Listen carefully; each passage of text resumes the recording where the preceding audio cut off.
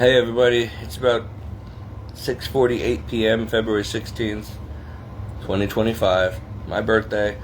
I just wanted to get on here quickly and say thank you to everybody who's leaving me happy birthdays all over my Facebook.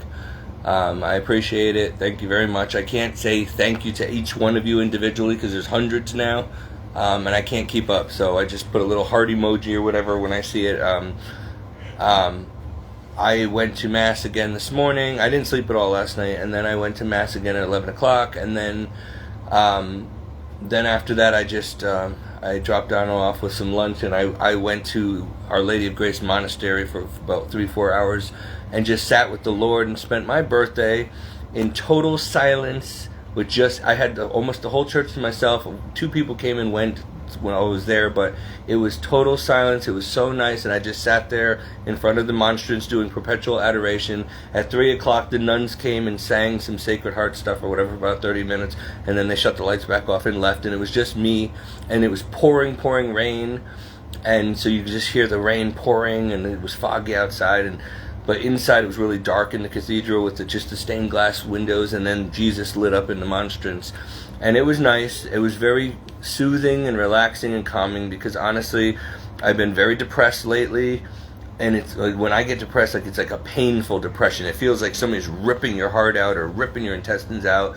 And, why am I depressed? Well, because I'm broke and I'm sick and I'm in a lot of pain and I can't get a job. And I have no family or friends to spend my birthday with every year. I have nothing. I couldn't even afford to get a cake this year. And I don't want anything. I'm not saying this to people feel bad for me.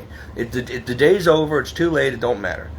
But I never get to celebrate any of my milestone birthdays. I've never gotten to I haven't had a birthday since I was 33. That was the last real birthday I had with my father before he died. Since then, I've not had a real birthday that I know of. Maybe 1 or 2, maybe over the years, but maybe with friends, but I don't even know if it was for my birthday. I don't even remember. But it's just been tough, guys. I mean, we are really struggling to even pay the bills here, and the amount of pain that I'm in mentally, physically, spiritually, it's a lot. And then, so I just needed time to just spend with Jesus. And I felt so calm, and I just sat there for hours, and I didn't want to leave. It was so just nice in His presence, right? And I prayed, and I did the Chapel of Divine Mercy at 3 o'clock, and I just poured my heart out to Him, and just sat there in silence, just spending time with Him, And then I get out into the car and I check my phone, and the phone rings, and it's one of my family members. For their sake, I will just not say who it is. And they just had to start, they just look for a reason. Oh, I just called to say happy birthday. I'm like, okay, thank you, whatever. Oh, what are you doing for your birthday? I'm like, I can't do much. Well, that's because you don't have a job, because you don't want to work, because you're lazy. But no. You know that I can't go back to work yet. You know that I'm going through, rehab. You know that the doctors won't let me go back yet. They won't give me the note. You know that I might need another surgery. Yeah. Well, why don't you go work at Stop and Shop? Because I can't lift things, and I can't push carriages, and I can't stand too long, and I can't sit too long. Well, why don't you do it? Stop. Did you call to aggravate?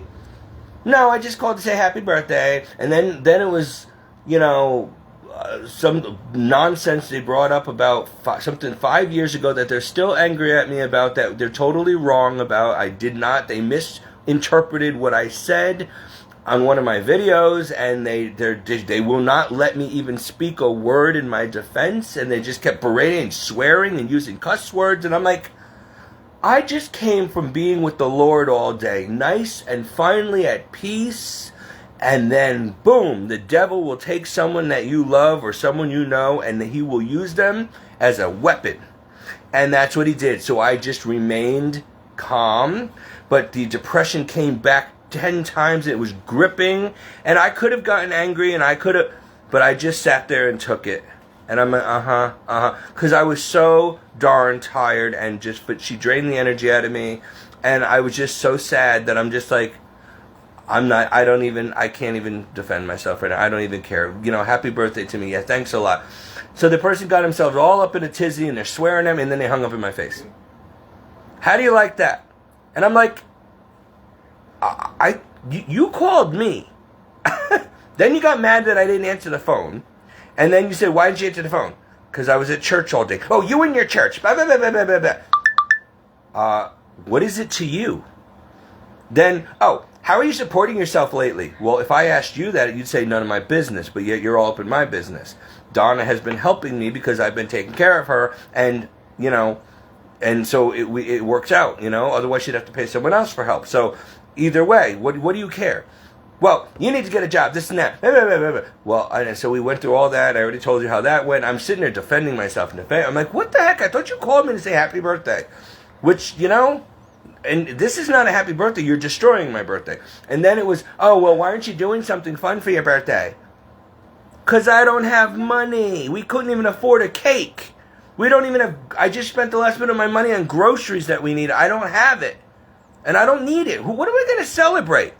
I'm going to celebrate 45 years of hell on this planet, because that's what my life has been, honestly. Hell. Honestly. I ask God all the time, for what? Did you bring me here to suffer for 45 years? Because it's been nothing but pain and suffering and surgeries and trouble and abuse from everybody for 45 years. Okay? I'm at my wit's end. I'm done. I don't care. I don't even want to live anymore, honestly.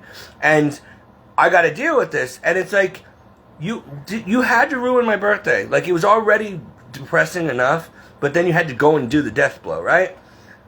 So I'm like, and then she hangs up on me, and I'm like, thanks. So now I'm just in a wretched, angry, and depressed mood, and I can't shake it, and this is what the devil does. You go to confession, you go to Mass. I went to confession yesterday, went to Mass, had a great experience, I was fine. Went to Mass again this morning, then did like four holy hours at the monastery by myself with me and Jesus, and everything was nice. And then the devil sends someone to attack and disturb your peace. And as much as I tried not to let it disturb my peace, it hurts when someone you love, even if they don't love you, keeps stabbing you in the heart and, just purposely hurting you. It's not easy to not get hurt. I have feelings too, So, thanks a lot for just making the rest of my birthday just suck. Thanks so much. God bless you. And so it was like, why don't you do this and why don't you do that? And wow, you're spending your day at church? But if I told you I was spending my day at a bar or a casino or a restaurant, you'd be telling me you don't have the money to be wasting like that. And that's, I thought you were a Christian. And so I tell you that what I do all the time. That's all I ever do for fun is go to churches and monasteries. That's me. That's how I live. I don't have a life according to you people. I'm sorry. No, I'm not sorry. Go do something with your life instead of hurting people. I'm at church praying for your butt. And matter of fact, that's what I was doing for 4 hours, praying for that person in particular and the rest of my family who hates me, begging God to save them despite what they've done to me, to forgive them, making excuses for them. They know not what they do. The devil's got a hold of them. Lord, please forgive them. I forgive them. Please forgive them. For my sake, forgive them. And this is what I get. Bam, bam, bam. Do you have any idea how many people have the wrong idea about Steve Dinello? You don't know me. I know you people don't know me. When you're falsely accused of all kinds of stuff, you attack me all the time, you got nothing nice to say, you got to kick me when I'm already down, you're just evil. I want nothing to do with godless people. My family don't go to church, they don't pray, they don't believe in God. That's their problem. On Judgment Day, they're going to be very sorry. And I'm sitting here begging God all the time, please give them more time, convert them. I offer up all this suffering for them, Lord. Please, more rosaries, more masses for them. Please don't give up on them, please. And this is what I get. Then the Lord's like, you know what? This is what they did to me too. So you're walking close to me, you're going to feel what I went through.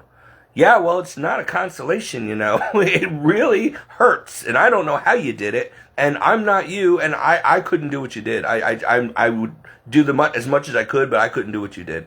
And, and I put up with this because they're my family.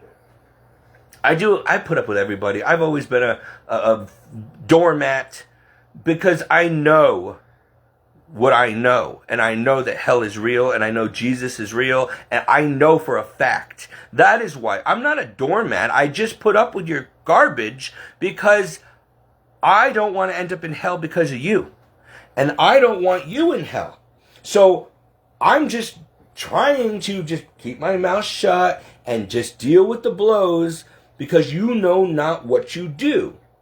I mean, you know you're hurting me and you know you're being spiteful and evil, but you don't know why. I'll give you a little clue, Sherlock.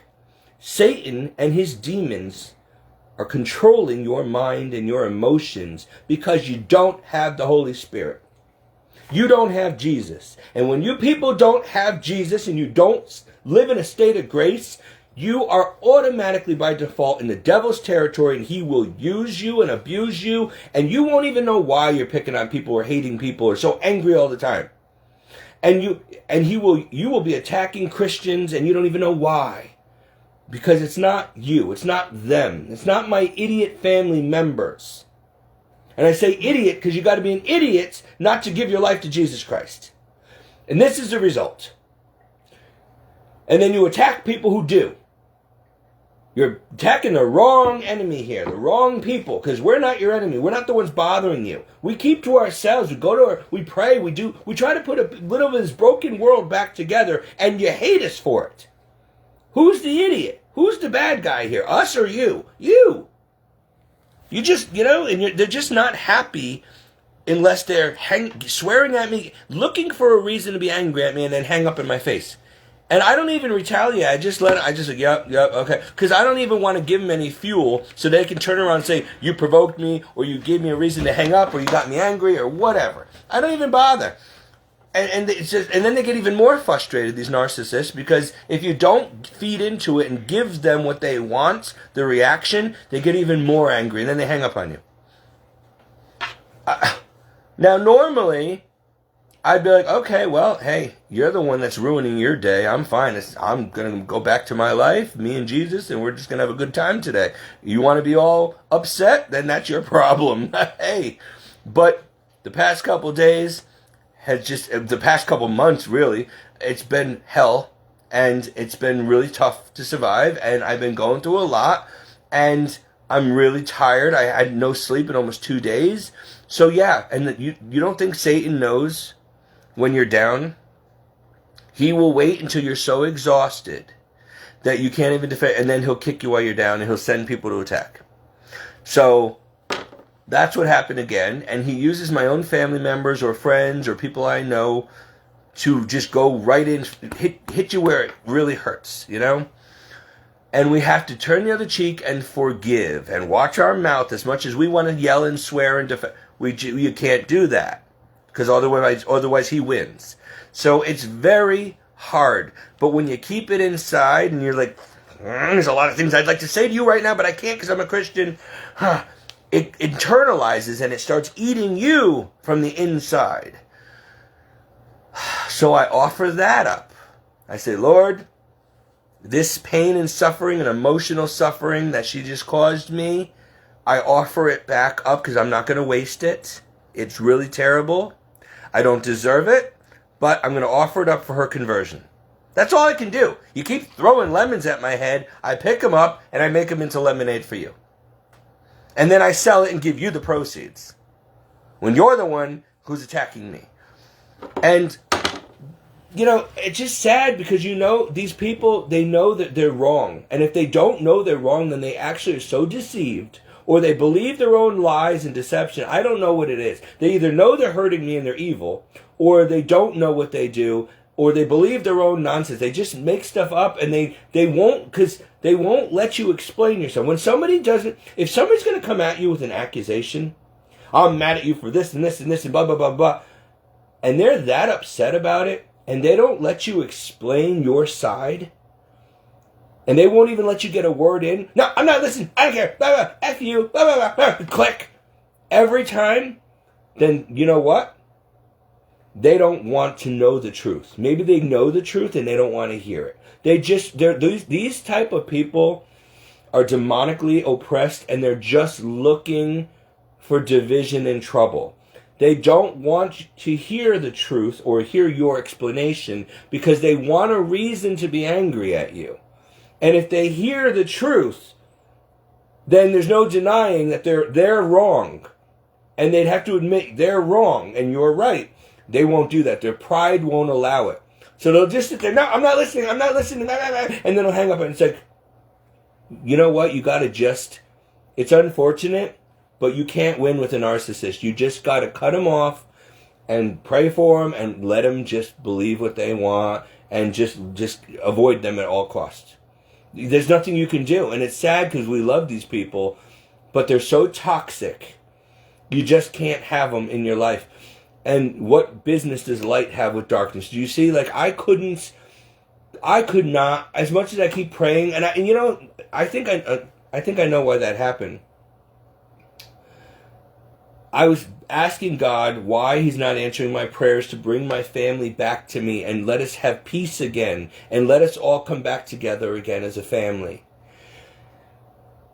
And then that happens. And then I'm like, you know what? On second thought, they're never going to change until they give their life to Christ like I did. And until and unless they do, and until they know Jesus and can see the truth and take the blinders off their eyes that the devil's got on them, there's no hope for them. So you cannot associate with them until they become like you, Christian.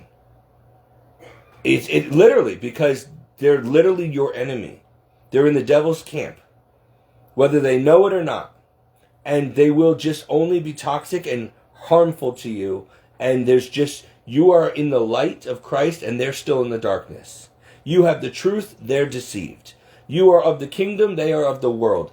It's like oil and water. It's never going to work. You cannot bring these people back. And so God's trying to show me, you keep begging me to bring them back into your life. Have you forgotten all the terrible things they've done to you all these years?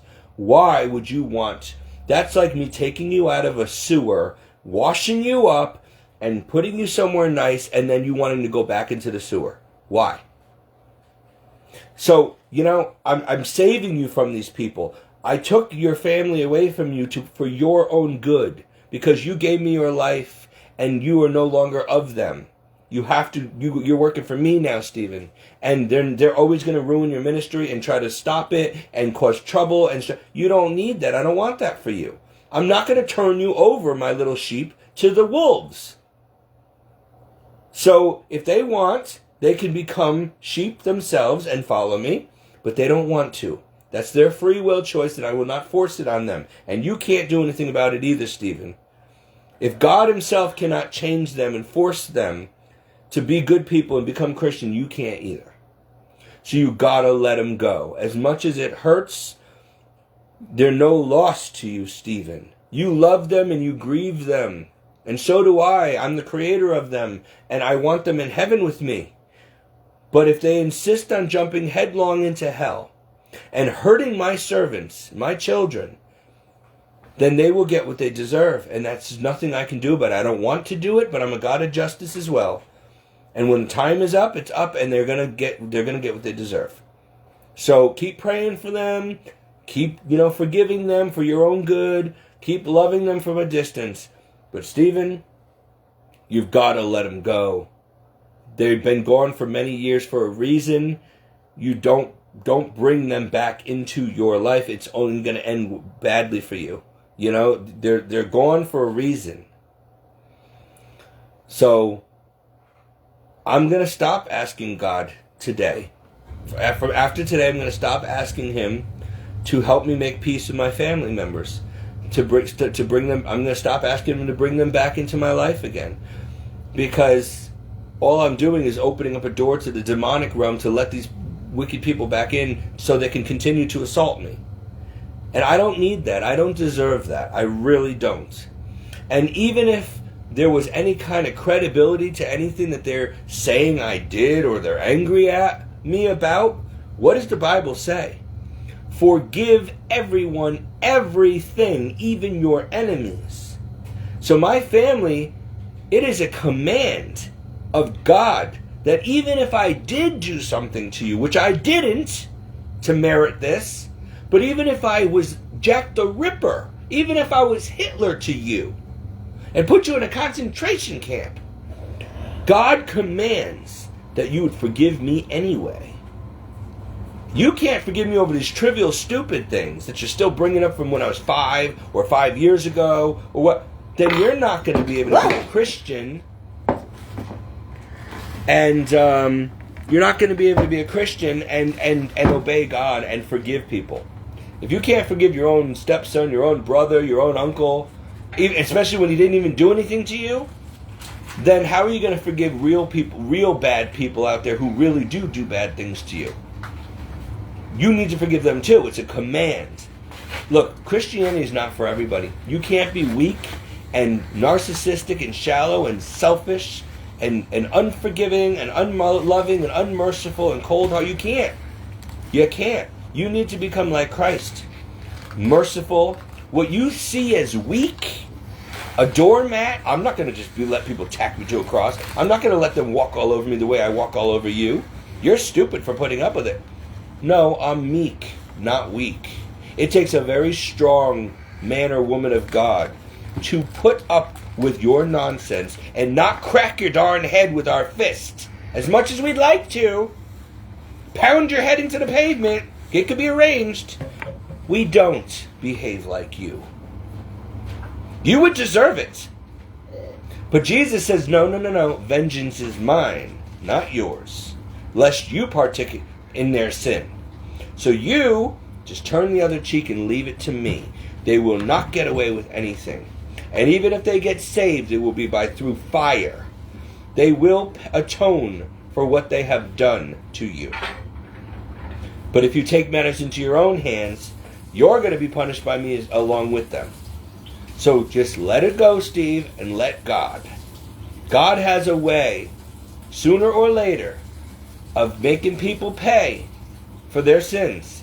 If not in this life, then definitely for all eternity in hell. And hell is so bad, I don't want that for them or for any of my enemies.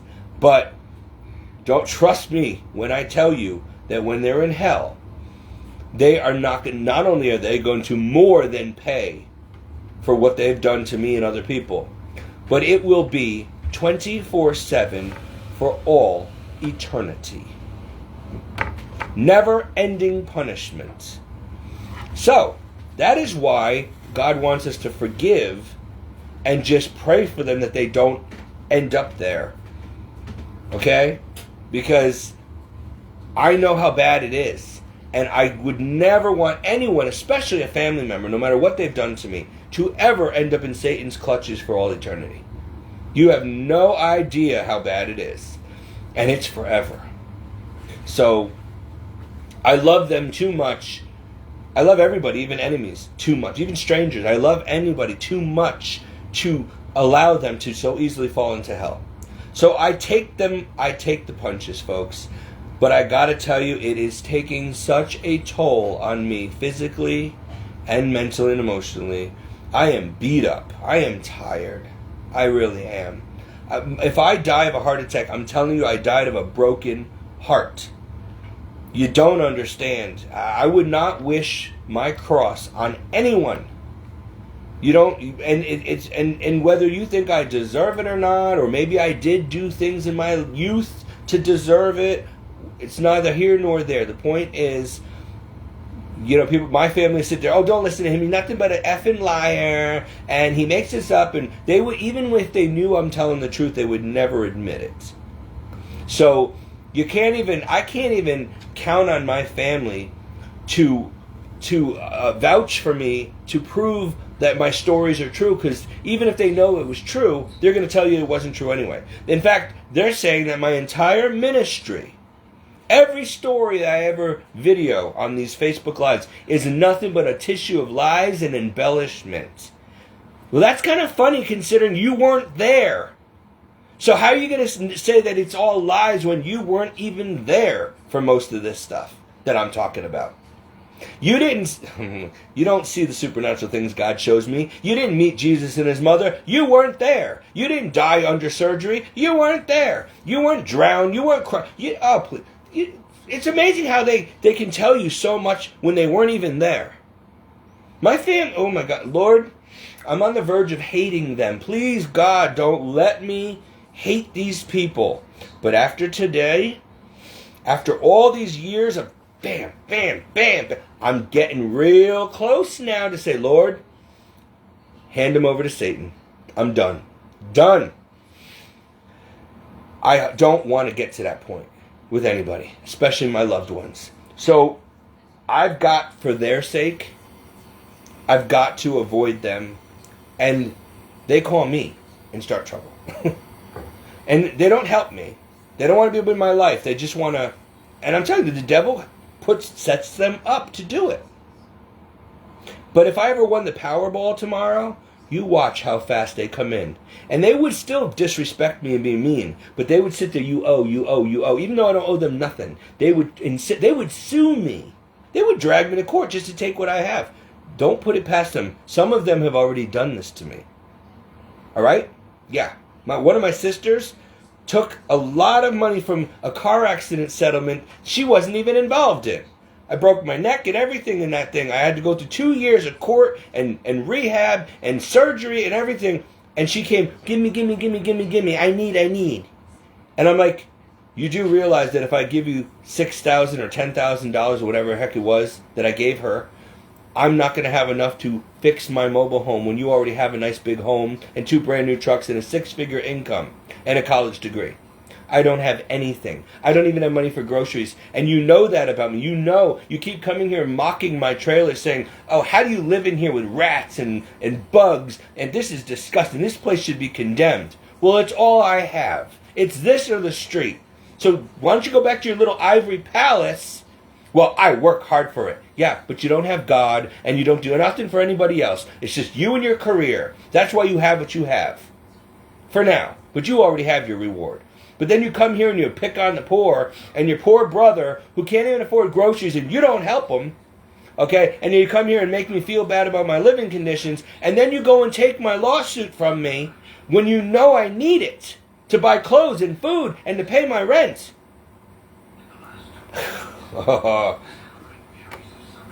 You don't, and I gave it to her because I cared about her, and I know she's a little cuckoo, and so I just said, Lord, it's just money. As much as I'm a fool.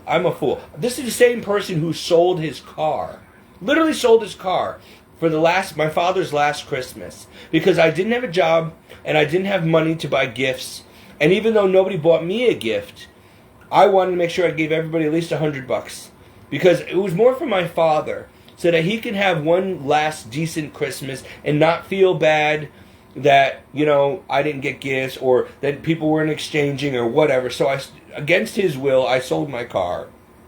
I thought I'd be able to get another one, but it turns out my credit was shot and I couldn't get another one for a long time after that. Then I got in a major accident with my stepmother's car that my dad had bought her, and then she never forgave me for that one, and I got really hurt, and it was a 2-year lawsuit battle because some guy T-boned me and snapped my neck. And I just... And after my family got what they thought was I owed them, I was left with $5,000. $68,000, $33,000 went to my blood-sucking lawyer who was supposed to be a family friend, who was supposed to help me, and he took more than he needed because he took advantage of me. Then the state came and took everything that they thought I owed them for prescriptions and medical. And then my sister whacked me for $6,000. My stepmother made me give my uncle $10,000 back or whatever, 10 or 20 grand, whatever. I was left with $5,000, which I owed to the landlord. So luckily he decided he didn't want it because he knew I was going to seminary, and he sold me a lemon of a trailer. And he was trying to take the money, but then I said, well, yeah, you're going to do this to a man of God when you know darn well you lied to me and you sold me this trailer that should have been condemned. And so that's why I fell behind on the rent, because I had to dump another $32,000 into this place, and I'm still not finished. and I had to live in it like this, okay? Because you lied and you sold me a lemon and told me not to get it inspected because you just wanted money. And you already sold this trailer 7 times prior to me. And you keep buying it back for 2-3 grand and then selling it for 40 and then buying it back and selling it again and flipping and flipping and flipping a rotten, mold-infested, bad wiring, bad plumbing trailer. And you did it to me. So then his wife said, no, he's right. We're not going to take the 5 grand. Just let him go because you did sell him a lemon and you knew that this place was bad and you had the nerve to lie about it and then make this poor kid have to pay all this rent and everything. Shame on you. So he let me go with the 5 grand, which I needed to get to seminary. So anyway, I don't even want to telling people all my stupid, sad story. It doesn't matter. Nobody cares and it's not going to fix anything. But I want you people to understand, I did not get into this situation for being lazy. I did not get into this situation because I'm a liar or a loser or a lunatic or a drug addict or an alcoholic or a criminal. I'm not a pedophile. All these things that my family would like to say, they say these things to people. They've kept me out of getting good, lucrative jobs where they worked at the police department because my sister has a high position there. She kept me from a very lucrative job. My sister Teresa got me fired from Sikorsky the same day I got hired. When she found out I got hired there, she told them all kinds of terrible things. I'm a drug user and a homosexual and all this stuff. And I got fired the same day because she had Yankee White clearance and just didn't want, even though she would never work with me because I was just doing security for $56,000 a year with benefits. It was finally a decent career that I needed. Had nothing to do with what she was doing for President whatever, Obama or whatever at the time, or Biden, whoever she was working for Marine One. Okay? She never would have even seen me. But she didn't want me working at the same place. So she said, go work at Pratt and Whitney or something. Don't need to work here. So I couldn't get hired there, and so she cost me a very lucrative job. She did the same thing in a bank that she used to work at for like 15 years, then she left. And she left the bank and stole a job that I was up for at Home Depot and decided she had a friend who works there, so he gave her the job and I didn't get the job, which was also lucrative. So she left the bank to take my job at Home Depot. Again, I got screwed. So then I went to work at the bank and I got hired. But then she went and told them, because she was friends with people, terrible things about me, and they fired me the same day. So I lost the bank job. So then it took me 2 years to try to get into the FBI building in New Haven. But my niece was already working there because of Grandpa. Grandpa's coattails got her in the door. I got hired and then I got fired the day I was supposed to start working because my niece found out I had gotten hired there and didn't want me working in the building with her and told them I was an alcoholic and a drug addict and a homosexual. And they said, well, yeah, sorry, we're not going to give you the job after all. It was almost an $80,000 a year job with full benefits. Okay, so Steve had to go back digging ditches again for $12 an hour at Van Wilgen's. Okay, and then after that, before that one was like McDonald's, and then Dunkin' Donuts, and all these crap jobs I keep getting because my family keeps keeping me down. But they'll never tell you the truth. But God knows. He saw everything. And may He strike me dead right now if I'm lying to you about this. I'm not lying before God and before man. No. My family will tell you I'm a liar, but this is what they've done. In fact, if they even remember they've done me dirty so many times. Oh, and then there was another time I was trying to get into the PD, and I worked so hard for 4 months, and miraculously, I got disqualified over 1 second. 1 second I went over on a sit-up for one, and I had to start all over 6 months later, and I couldn't do it again. So I didn't get in the PD again, a second time. Because my family worked there. And my niece's husband worked there. They do nothing but use their clout, their connections, and their government jobs and power to keep me down and out of anything connected to them. They even blocked me off of Facebook. Then there was another job that my sister screwed me out of. What it was? There was Home Depot, there was the police department, my stepmother didn't want me working with her at the diner for years, and then finally I got hired anyway, and then we couldn't even work together because she would just fight with me, and people would give me big tips because they thought she was my boss and she was abusive to me, and they felt bad for me. She got really mad when she found that one out. So we couldn't even work the same shifts because she had just, even though we're on two separate sides of the restaurant, she was constantly criticizing my work, even though I was a very hard worker according to the boss, but not good enough for her. So then I left and went to seminary. And then the seminary told me they had talked to my family. And my family had said terrible things to them that I apparently didn't tell the seminary before getting selected. Another tissue of lies. So I got run out of seminary. Even though I was in Wisconsin now, out of my family's hair, I was getting a $500,000 master's degree education for free. My family had to pay for their education. When they found that out, they were not going to let me be more successful than them and get it for free. So they sabotaged that as well. Folks, that's the family. And this is the family that I still miss and cry over at nights. It's been over 10 years they've been out of my hair, kicked me out, but more than that, but want nothing to do with me, never treated me good. My father treated me awesome, my grandmother, but the rest of them never had nothing nice to say about me. Never treated me nice. Physical, emotional, verbal abuse my whole life. And they still do it to me, and I'm not even part of the family anymore. And they've made sure that I can't work where they work. They've kept me down. And then they go and tell people, oh, he's never been able to hold a good job. He's never been able to get a good career. Because you sabotaged every single one I had.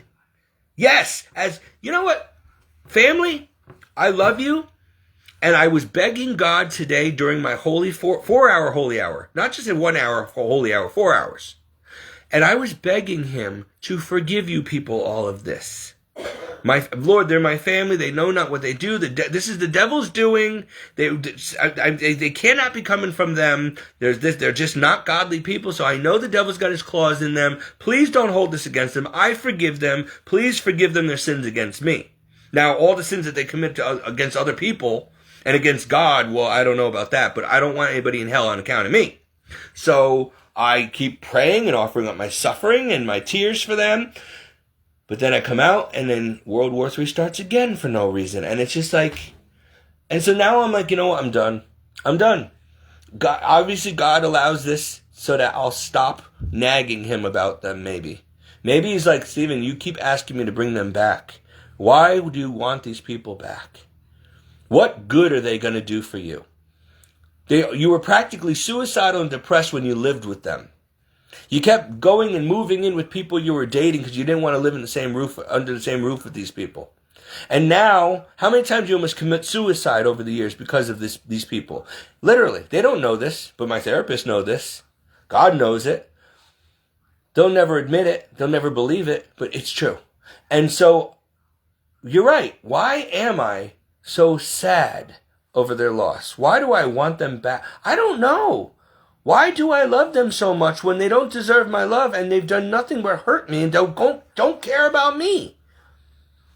I don't know. I just am that kind of person. I can't help but to love people. And it's always been my Achilles heel, and I've been raped because of it. I've been money extorted many times because of it, taken advantage of so many times in life because of it. Because I keep just letting people get away with stuff because I care. I give them the shirt off my back, the last dollar I have, even the last bit of food I have. I can't say no to people. But I gotta get a backbone. I don't know. There's gotta be I don't know if Christians are supposed to be stupid like me and just keep taking it and taking it and taking it. So, I'm done with this. You know, I can't. It really is hurting me. And it really breaks my heart. Oh, it's like ripping open old wounds and pouring salt in it every darn time I gotta talk to one of these people. And they call me and then they started, why can't we ever be civil on the phone? Like, I was fine, I was at peace, I just left the presence of the Lord, and I go and I answer the phone, and now I'm just a basket case again all night. And so thank you. If you wanted to make sure that I had a very terrible birthday, milestone 45 birthday, you ruined it. You made sure of it. Yes, thank you. You definitely made sure you put the last nail in the coffin today. It already sucked. But that just totally just made sure that I I don't even know what to say. You totally, and she probably just felt self-righteous and felt like she was, right in whatever she did, and because that's what she's going to tell herself, and she's not going to lose sleep over it. I will, again. So, I just pray to God that in His justice, He finally turns the tides and lets me come out on top for once. Like, please, God, for your glory and honor and kingdom, and for the sake of justice, let me have a financial windfall. Let me get a nice house. Let me get married to a beautiful wife. Let's do something good with my life. Otherwise, these people, everything they're saying about me, people are going to believe. They're going to believe. Because people believe my family because they look at me and, trailer trash, loser, never had a good career, never holds a job. They don't tell them that I've had many spinal surgeries, many health issues. I'm always in the hospital. My whole life has been this way, by the way. They don't tell you all the things they've done to me, the psychological and verbal abuse. They don't tell you about the supernatural stuff that I've had to deal with since I was born. I don't know why Satan's been after me since I was born, but I've always had to deal with this stuff. I've gone through therapies. I've gone through freaking exorcists. I didn't ask for any of this. I still keep asking God, what is going on? Did you hate me since you created me? I don't understand. People wouldn't even believe the stuff I say. If you had any idea, if you spent a day in my shoes, you wouldn't believe it unless you saw it. I mean, everything. I don't know anybody else who can say they've seen demons and UFOs and ghosts and levitated and been stuck on the ceiling, had to go through exorcisms, abuse, been raped multiple times, died a few times, smashed up in a car, boating accident. Story after story after story, I can tell you. I can make movies and fill volumes of books on the life of Steve Dinello. And nobody would believe it. And people kept saying, why don't you write these things down? Why don't you make books on this? Write these stories. Because it'll end up in a fiction section. Because nobody would believe me. And it's not fiction. All I'm telling you is if you people felt what I feel right now, ever since this God-forsaken surgery, the muscles will not reattach on my back. They sliced the whole thing open and filleted me like a butterfly, and it will not. And every time I go to get angry, they pull and knot up, or if I get depressed, they pull and knot up. If I go to lift something, they tear. I can't sleep. The pain is, oh gosh, we've tried everything. Meds, all kinds of therapies. It is what it is. I wish I didn't do it at all. It didn't fix anything. It caused 5 more compressions. The physical suffering is enough to drive me insane. And no meds take it away. And no rehab fixes it. And there's no surgeries to fix it. It's what it is. But then you add the emotional pain. And the 45 years of trauma. I mean, can you imagine being 5 years old and seeing your mother with a hole in her chest from a self-inflicted gunshot wound? That was me. And then not being allowed to see her cleaned up in a casket and say goodbye to her. Probably because they felt it was my fault. That's another whole long story. I got blamed for that one too. Because I made Daddy leave the house that day, and then she ran and shot herself because I threw a temper tantrum. It was a long story because my father had a way of procrastinating and kept telling me on his day off he would take me to go get a toy. And week after week kept passing by and, next week. Finally I said, no, you're not doing this to me again. No, I've been waiting weeks. You never spend time with me. We're going to the store. Fine. But I didn't know that he didn't want to leave the house that day because he knew that my mother wasn't herself. And so him and my sister and I went to the store, and we weren't there that long before the neighbors came running in, told us to get back home because my mother had shot herself again. And so we ran back home, and that was the last time I saw my mother. They're pulling her around in a stretcher, and she's covered in blood, and she just gave me the saddest look, and she died on the way to the hospital, okay? And to have that guilt on me, and I've already gone through years of therapy for this, and psychotherapy and all that stuff, but you know what? When people tell you it's your fault because you made us leave the house that day or whatever. Now, my dad never said that, but I know he was thinking it. And so that's probably why I wasn't allowed to go to the wake of the funeral. Oh, you were too young, it would traumatize you. Traumatize me? Ooh, gosh, what are you talking about, traumatize? It's a little late to be neurotic, don't you think? So that's the last memory I have of my loving mother, getting in an argument with her before I leave, and then I come back and she's dying. Yeah, real nice. And then I don't even get to put her to rest. I never got to say goodbye or bury her. Freaking people. Anyway, there's just I can tell you a lot of stuff about me. And so for my family and other people who don't really know me to constantly spread lies about me and rumors and make me seem like a bad guy so that they can justify to their employers and the FBI and the New Haven PD and all that why they treat me the way they do, and why the son of my father, who was a very respected man, okay, and my father bragged to everybody in law enforcement about his beloved son. And then all of a sudden my father dies, and then my family just does nothing but tarnish my name and kick me out of the house, take the house from me, and then throw me into a trailer park, and then never talk to me again, and then slander me and keep me down from ever getting a good job or career in any field that they're in this state.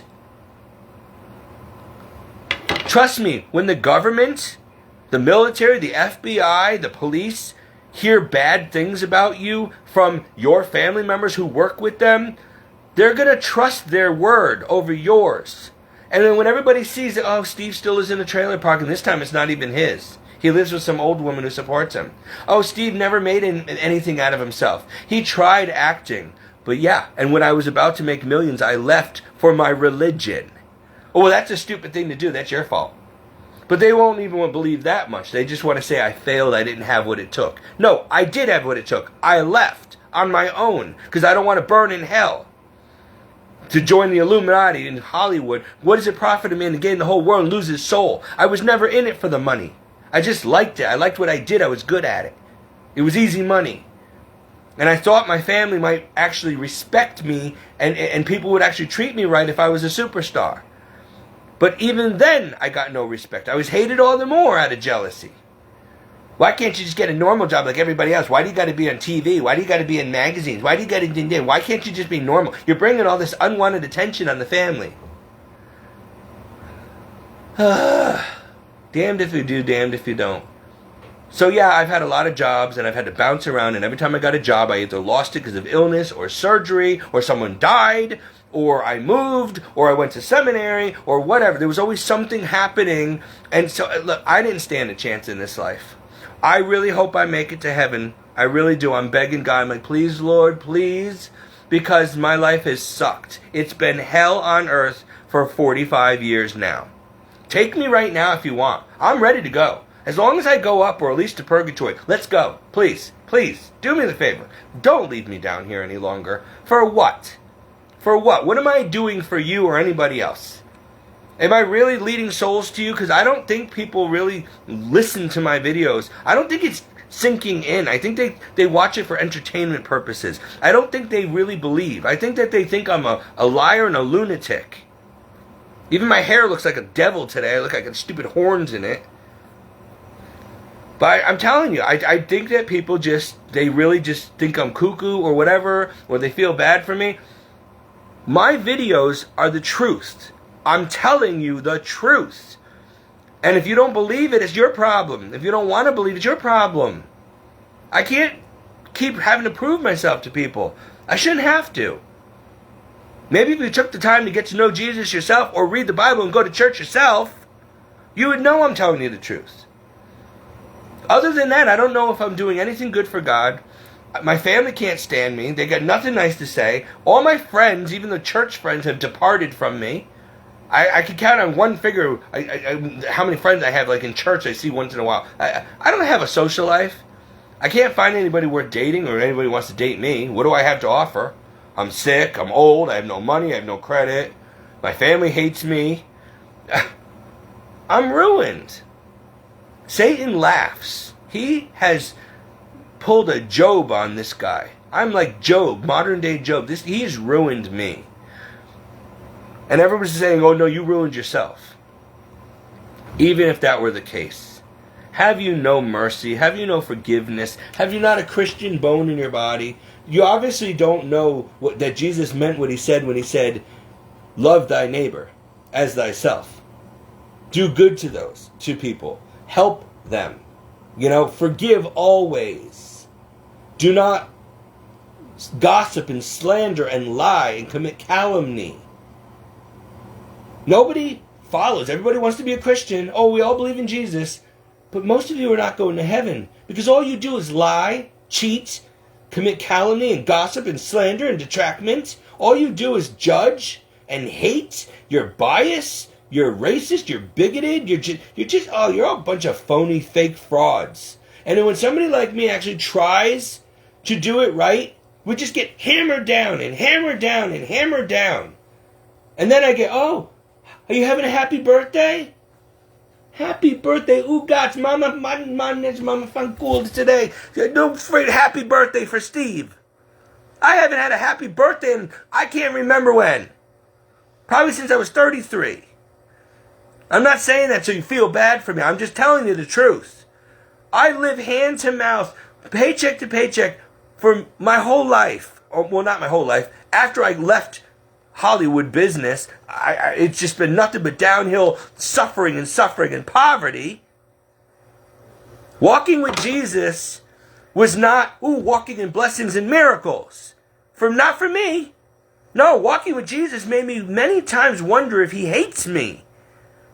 Because it's been nothing but demonic attack and illness and suffering and surgery and accident and calamity and losing my family and losing my friends and losing my jobs and losing my health and losing everything. But I know what the Lord's really doing. See, it seems like foolishness to those who don't really get it. They don't know Jesus. They don't understand the faith. I'm walking close with him. I'm going through a lot of the sufferings, even in my body, that he went through. That's the fact. I'm not saying I'm a saint, but he wants me to make it. And you can't make it unless you become a saint. And so, in his mercy, believe it or not, he is putting me through the ringer, because if I do happen to make it, I'll have a great treasure in heaven, a great degree of glory.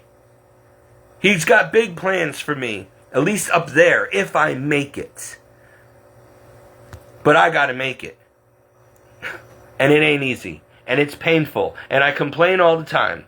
And I don't suffer gladly like Saint Therese. And, it's okay. It's okay. No, actually, I get mad at God sometimes. I'm like, enough already.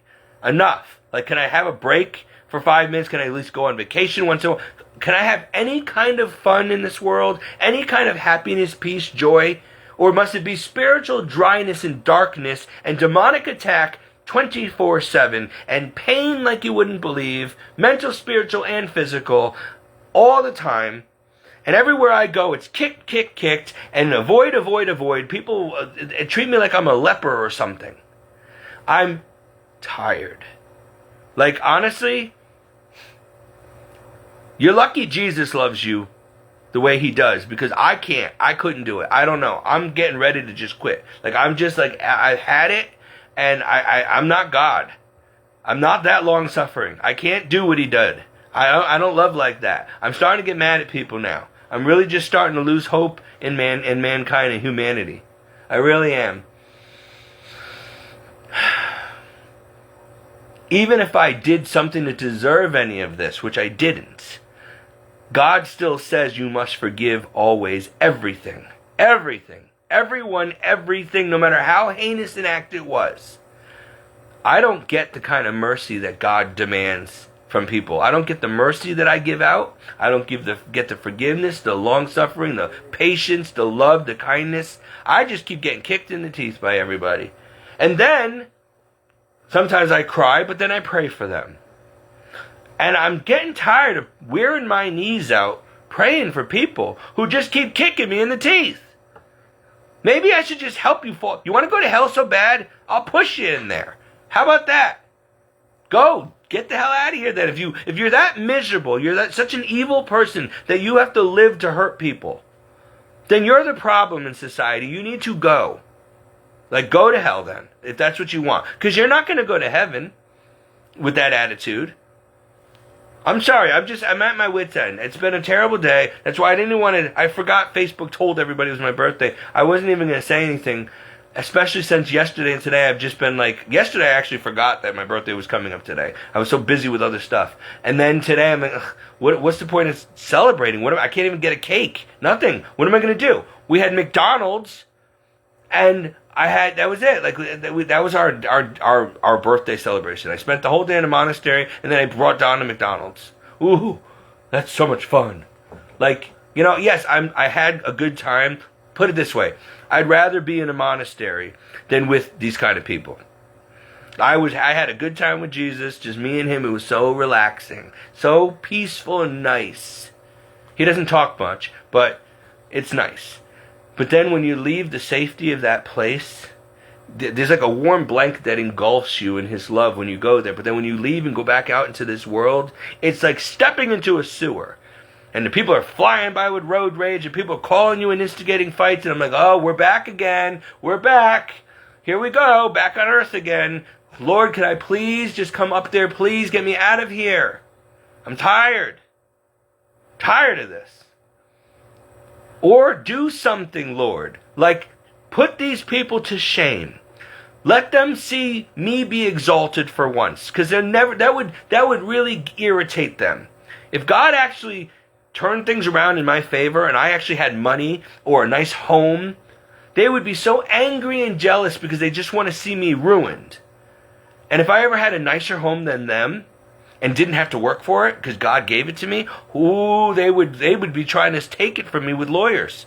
That's not fair. I had to work so hard to have what I have, and he just gets everything handed to him.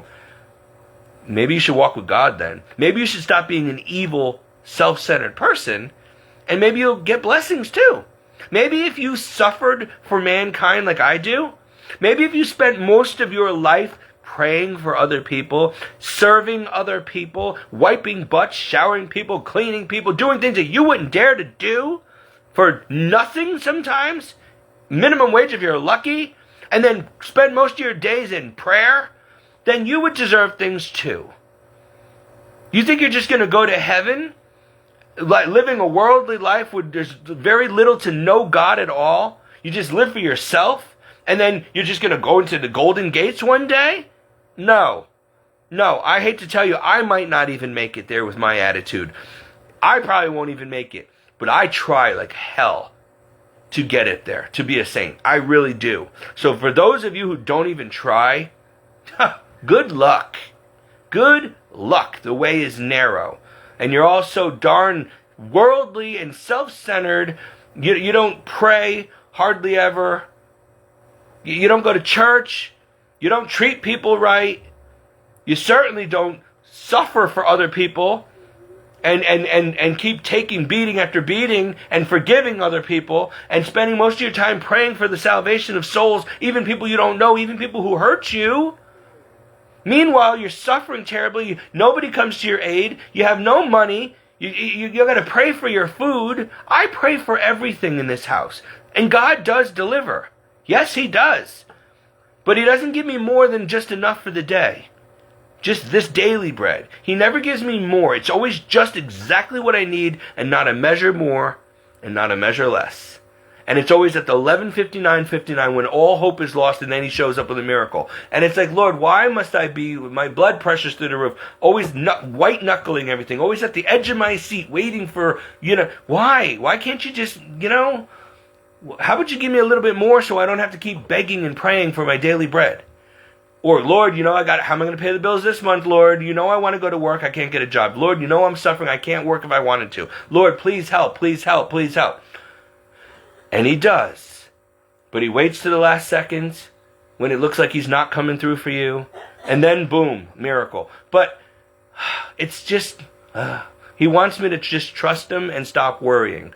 So yesterday, I finally got it, and I said, you know what, Lord? You've never failed me. I'm not going to worry anymore.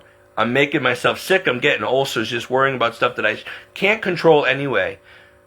But I know that all I got to do is ask you. If I'm about your business and I just ask you, it will be taken care of. So that's all I do. And you always do. So I don't know why I worry and get all extra stressed and tense. So I'm not worrying about anything anymore. And I felt like a weight was lifted off me yesterday. And then today I had a wonderful time. I was depressed, but I had a wonderful time while I was in the monastery until that wretched phone call came in.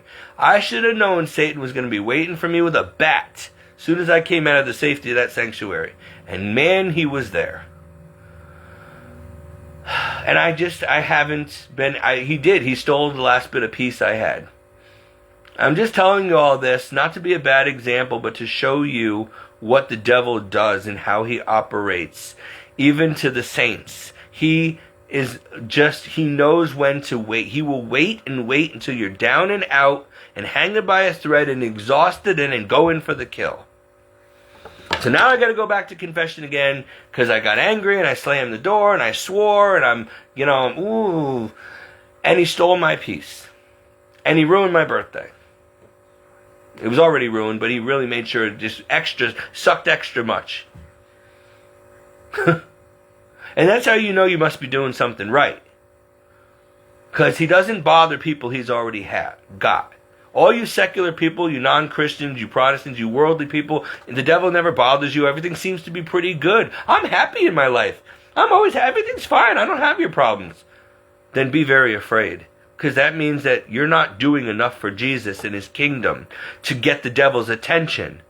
You're not kicking a hornet's nest and having the demons come and attack you. You're not saving souls. You're not fighting to be holy. Because when you're holy, your light will shine. And every demon around will see it and they will come running. It's like that movie, what was that movie? A Quiet Place. If you even dropped a pin on the floor, they would hear and they'd all come and rip you to shreds. That's how demons are.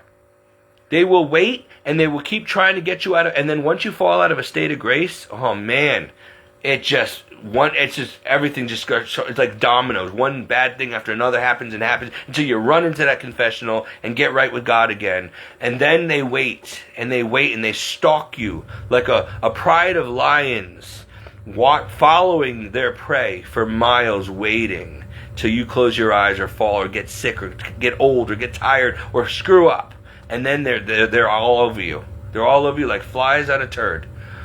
And I'm telling you, this is my life. This is my experience with this. It's called spiritual warfare. It's not easy, but it is necessary. So you need to step it up, people. If you're not going through this at least once in a while, then maybe you're too lukewarm, or you're not even on the right track. I don't know. Because if you keep believing that prosperity gospel of, as soon as you have Jesus, you're walking in the blessings and houses fall out of the sky and everything goes well and everybody loves you. No. Even today's reading for my birthday, I posted today's reading. If the world loves you, you're in trouble. It's only when you're hated for Christ's name's sake and it seems like everything's against you and everybody's persecuting you and hating you. That's when you're literally walking closely with Christ, so close that you feel the thorns and the cross. Okay? He's in you so much that you're literally going through what he went through. If you're not doing that, then you're what's called lukewarm and apostate.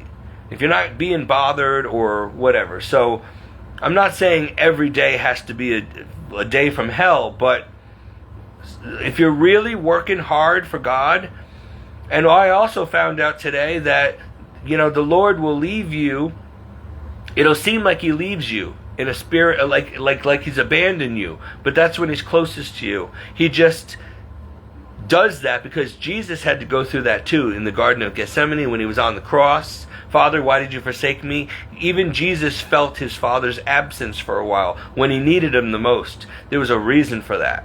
That suffering, that, that abandonment, but you do it anyway for love of God and to prove to God, And so the teacher's always quietest during the test. So anyway, it's just, look, I can understand why a lot of people don't want to be Christian. Because if you're a real Christian, it's the road of the cross. It's not the broad road, which is like Disney World. It is a road of the cross. And I'm telling you, it's not pleasant and it never will be and it's not meant to be.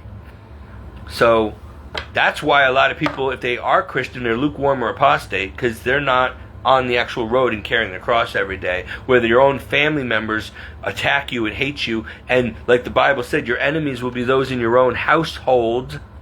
Your best friends will be those to be the first to turn you over to authorities during times of persecution.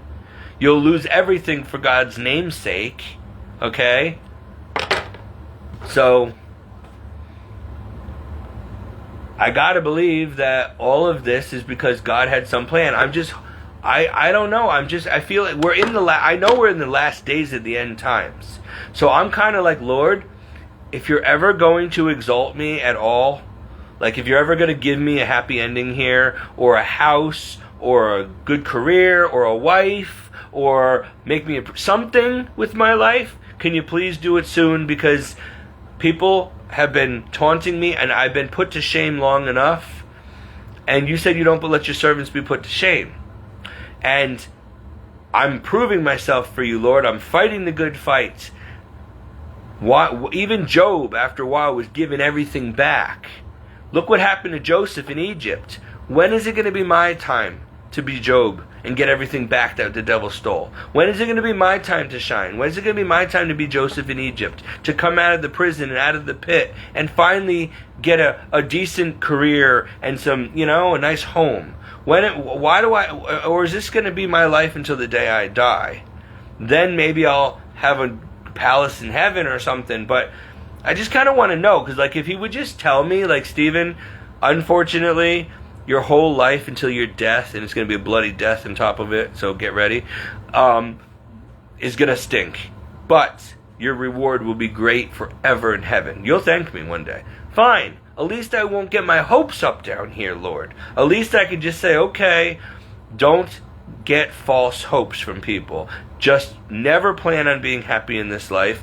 You'll never have the house you want. You'll never have a wife. You'll never have a vocation. You'll never be a priest. You'll never get a college degree. You'll never be healthy again. Whatever. At least if that's how it's going to be, I can handle it if you tell me honestly. But if you don't tell me, I don't know what to prepare for. And so I guess I'm just going to have to prepare for the worst and just presume the worst and just lose hope and then be surprised in the end. I don't know. Or my reward will just only be in heaven if I get there. Like, maybe I was such a bad sinner and abomination in my youth, which I was, that, not intentional, just didn't know the faith. And the devil, I didn't know. I was ignorant of the scriptures. So maybe I'm paying a lot of it now, my purgatory, because it's the only way that God will give me a chance to go to heaven, is if I make reparation for all this that I did. Because God is a God of love and mercy, but don't forget, He's also a God of justice. And I tell you the truth, no one will ever get away with anything. Not one word. Okay? Jesus said that you will be judged for every word out of your mouth throughout your whole life. Good or bad. Everything will be carefully scrutinized. That's why we have purgatory. So, maybe purgatory would be so bad for me if I didn't have to go through this. I'll still probably end up in purgatory for a million years, but it could be pretty hellish. So maybe God's being merciful to me by making me go through some of this now. Divide the time, I guess. Or maybe it's this or hell when I die if I don't go through this. Or maybe God's testing me, and I don't know, maybe He does have some kind of plan, and then suddenly one day you're not going to recognize me when I'll have some miraculous healing. I can't imagine a day where my back is not killing me. I don't even remember what it feels like to not have pain or to sleep normally or anything. That would be nice. Maybe one day He's going to give me a job. Who knows? I have a feeling that God's going to do something either on this earth before I die or in the next world, in the next life to come. He's going to do something that's going to blow my mind. Something that I certainly don't deserve. And that's going to be way more than I ever imagined or expected or asked for. I always shoot small with God. And He ends up, like, if I ask Him for a glass of water, He gives me a Poland Spring truck. Like, that's just how God is. Don't ask for too much. because he'll humble you. But if you remain humble, he'll exalt you in due time. So like when I needed a car, I was literally trying to I only had $1,000 a couple years ago, and I'm like, Lord, I just need a car to get to work. And I was literally trying to buy a car that had no doors on it. I'm not kidding you. I didn't care as long as it was a car.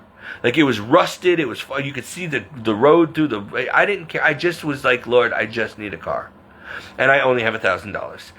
And I just kept saying, Lord, nobody will even sell me these junk boxes, please. Like, they won't even take they're asking $1,200 for that car, and I only have $1,000 cash, and they won't even go down $200 for that junk. So I'm like, Lord, I don't know. And then guess what? Miraculously, a wealthy person gave me 20 grand, and I ended up with the car that I always wanted, but didn't dare ask God for. I had my eye for over a year on a Buick LaCrosse. I saw them everywhere, and I'm like, I would love to have a nice luxury car like that, but I can never afford it, and I don't deserve a car like that. And I'm poor. Like, I'm a preacher, I shouldn't be driving around some flashy car, so I'm not going to ask God for that. I'm just going to ask him for that piece of junk over there and just be satisfied and be humble and just be happy I have wheels at all. I'm not looking for comfort. It don't even have to have heat, as long as it gets me to work. But when God saw that, he said, Stephen, I'm going to do better. And he gave me a $20,000 Buick LaCrosse.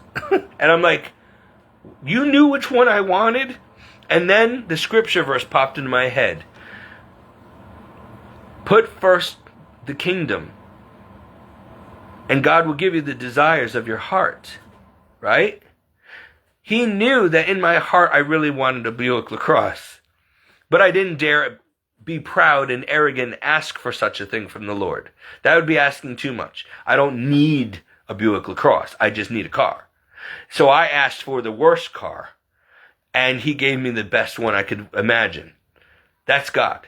With money to spare, and fix it up, and, pay rent and other stuff too. So wait on the Lord, trust him, ask him for what you need, and he said, if you being evil know how to give your children good gifts, like who of you, if your child asked for a loaf of bread, would give him a stone? Or if he asked you for a fish, you give him a snake. So if you being evil know how to give your children good gifts, how much more is your heavenly Father, who is all good, going to give you a real good gift if you ask him? Right? So you ask God for everything you need, and you just hope and trust in his perfect timing and his way. And he'll surprise you. He'll get, if you need something, he'll say, you know what? I got even better than that for you. And he'll give you something even better that you didn't even imagine. That's just how God has always been with me. I'm not being spoiled. He just does that for everybody who really takes him at his word. And it's not because I deserve it. We're not good, but he's always good. And I'm not always faithful, but he's always faithful. So you gotta understand who he is, and you just gotta literally trust him with your life. That whole love your God with all your mind and heart and spirit and soul and might, he meant that. Put first God in his kingdom, and everything else will be given unto you. He means you'll get what you really need at the right time. So, and sometimes what you don't think you need is another hole in your head. Sometimes what you don't need is more persecution and drama, but that's what you get, and apparently you do need it, I guess. A test, strengthen you, I don't know. Test your progress in holiness, patience. I keep saying, Lord, give me patience. Give me mercy, give me more, help me to be more like you, help me love like you. And then some nasty person will call me and really get me upset. And he's like, Stephen, you keep asking me for patience.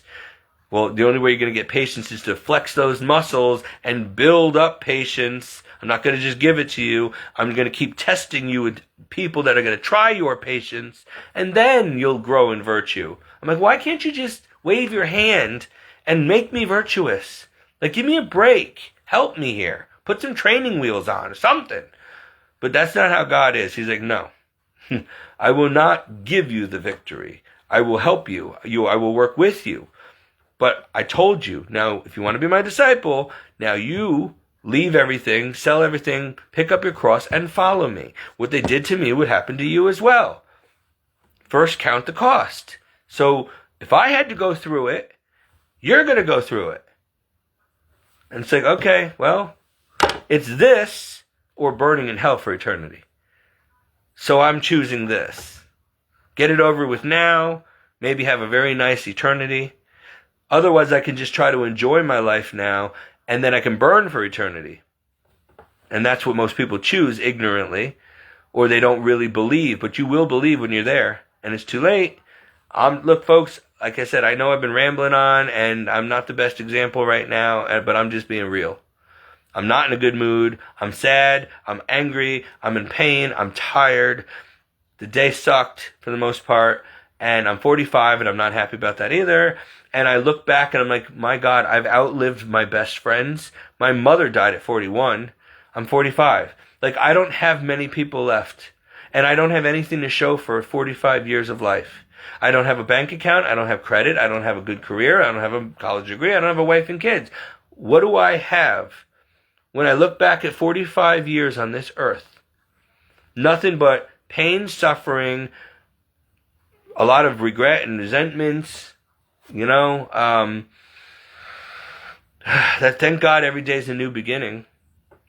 That's why the Bible says don't look back. Don't worry about yesterday. It's over. There's nothing you can do about it. Don't worry about tomorrow. The future's not here yet. Today has enough worries of its own, and you might not even be here tomorrow.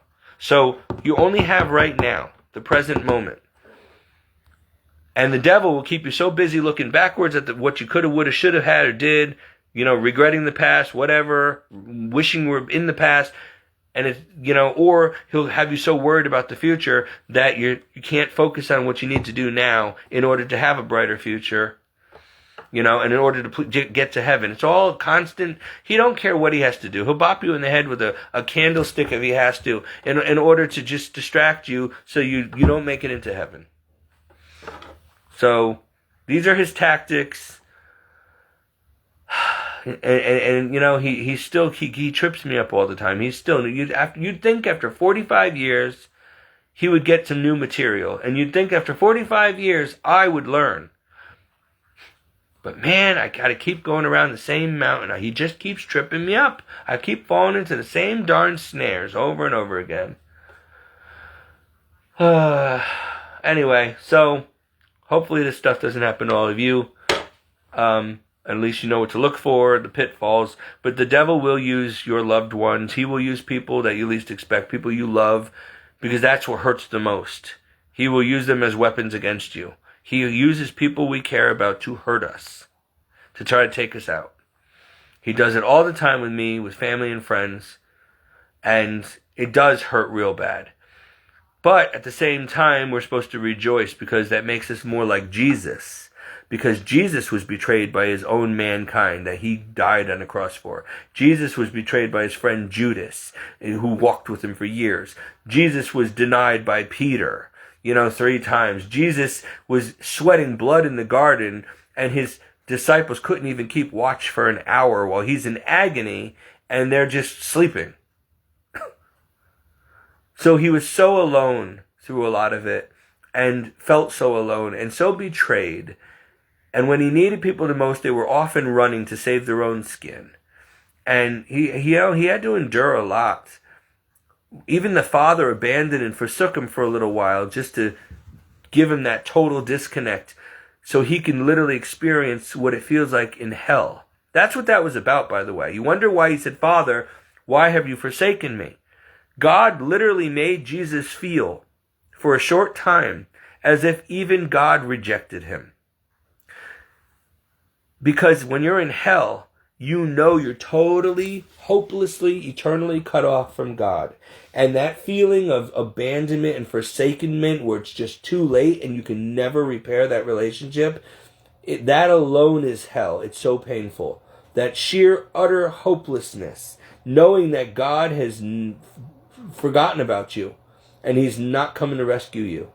And that is your eternity. You're stuck in that hell and fire and brimstone for eternity. And no matter how much you cry out to God, he's never going to come and rescue you again. And so Jesus had to experience that as well. So that no one, even a soul in hell, can ever accuse him of saying, you don't understand. you haven't gone through it yourself. You don't know what it's like. And he's going to say, oh, I know what it's like. I went through it all. Worse than you. Before you had to go through it. So don't tell me I don't know. And that's why he's the only one that's a just judge. He's the only one that can judge us. Because he's the only one that you can't come up with any excuse and say, oh, you don't understand. You don't know what it's like. No, he does. He knows your thoughts, your dreams, your intentions, your past, present, and future. He's almighty and all-knowing, all-seeing, all-omnipotent God. But he also, as if that wasn't already enough, he came down, took on your flesh, and then went through and was ripped up to a bloody pulp, tacked to a cross, died, went to hell for 3 days, okay, was forsaken by the Father, and then resurrected triumphant. And now he's like, okay, now you do it. Yep. I did it first. I paved the way. I showed you how it's done. Now pick up your cross and you do what I did. Now you're not going to have to go through exactly what I went through because you couldn't handle it. But you're going to go through a lot. But at the same time, you're not going to be alone because I'm going to give you my Holy Spirit and I'm going to be with you and in you and for you the whole time and I'm going to help you carry your cross. I had to do it alone, but you're going to have me in the whole time helping you. So you can't fail unless you want to. Unless you work really hard at it. Like you literally reject God or whatever. That's the only way you can actually fail. So you're going to have to go. So for you people who think that you're going to pussyfoot through your Christianity and you're just going to go to heaven because John 3:16 and God loves you and that's it. And he paid it all so you don't have to suffer. You're out of your mind. This is not just Catholicism talking here. I'm telling you, this is what the scriptures say. This is what Jesus' own words were. And you're going to go through a lot of this. And if it hasn't happened yet, count your blessings. But guess what? Do you not see what's going on in this world? Okay, we're in the end times. The persecution is going to be fierce. They're going to come after us very, very viciously soon. They're going to blame us and God for everything that's going on. They're going to hate us, okay, because they hate God. They're going to hate God's children. They can't beat up God, but they can beat up us. So you need to be strong in your faith. And if you're not willing to take the punches from the devil and from people, if you're not willing to suffer much, if you're not willing to be martyred, possibly, I don't know how you plan on going to heaven. Because there is no way. You gotta go through the narrow road of the cross. You can't stay on the broad road. Oh, man, do I have to? I'm tired. Okay. All right. I got to tell you something. I was going to make a separate video on this, but I just want to get it out now. This came to me last night, and I was going to make a video on it, but I was too tired. So let's give you a quick lesson that I learned. You know how Christianity is always taught that there's two roads, okay? One that goes to heaven, one that goes to hell. You got this narrow one that goes off into East Yonder over here. East Bumble, you know what, over here. And then you got the broad road that looks like Las Vegas Strip over here. And most people take the broad road. Imagine this. What if it's not two separate roads? What if the reason... please help me say this right. What if the reason or reality is of why it's so hard for Christians to take the narrow road is because, imagine this, okay, here we go. You see this table? Okay? Imagine this is a road. And in a normal road, imagine this is that white line in the middle of the road, okay? Alright, forget it. That's not going to work. But you know what I'm saying. You got a road with two lanes in it, right? And then you got that line that goes down the middle of the road, right?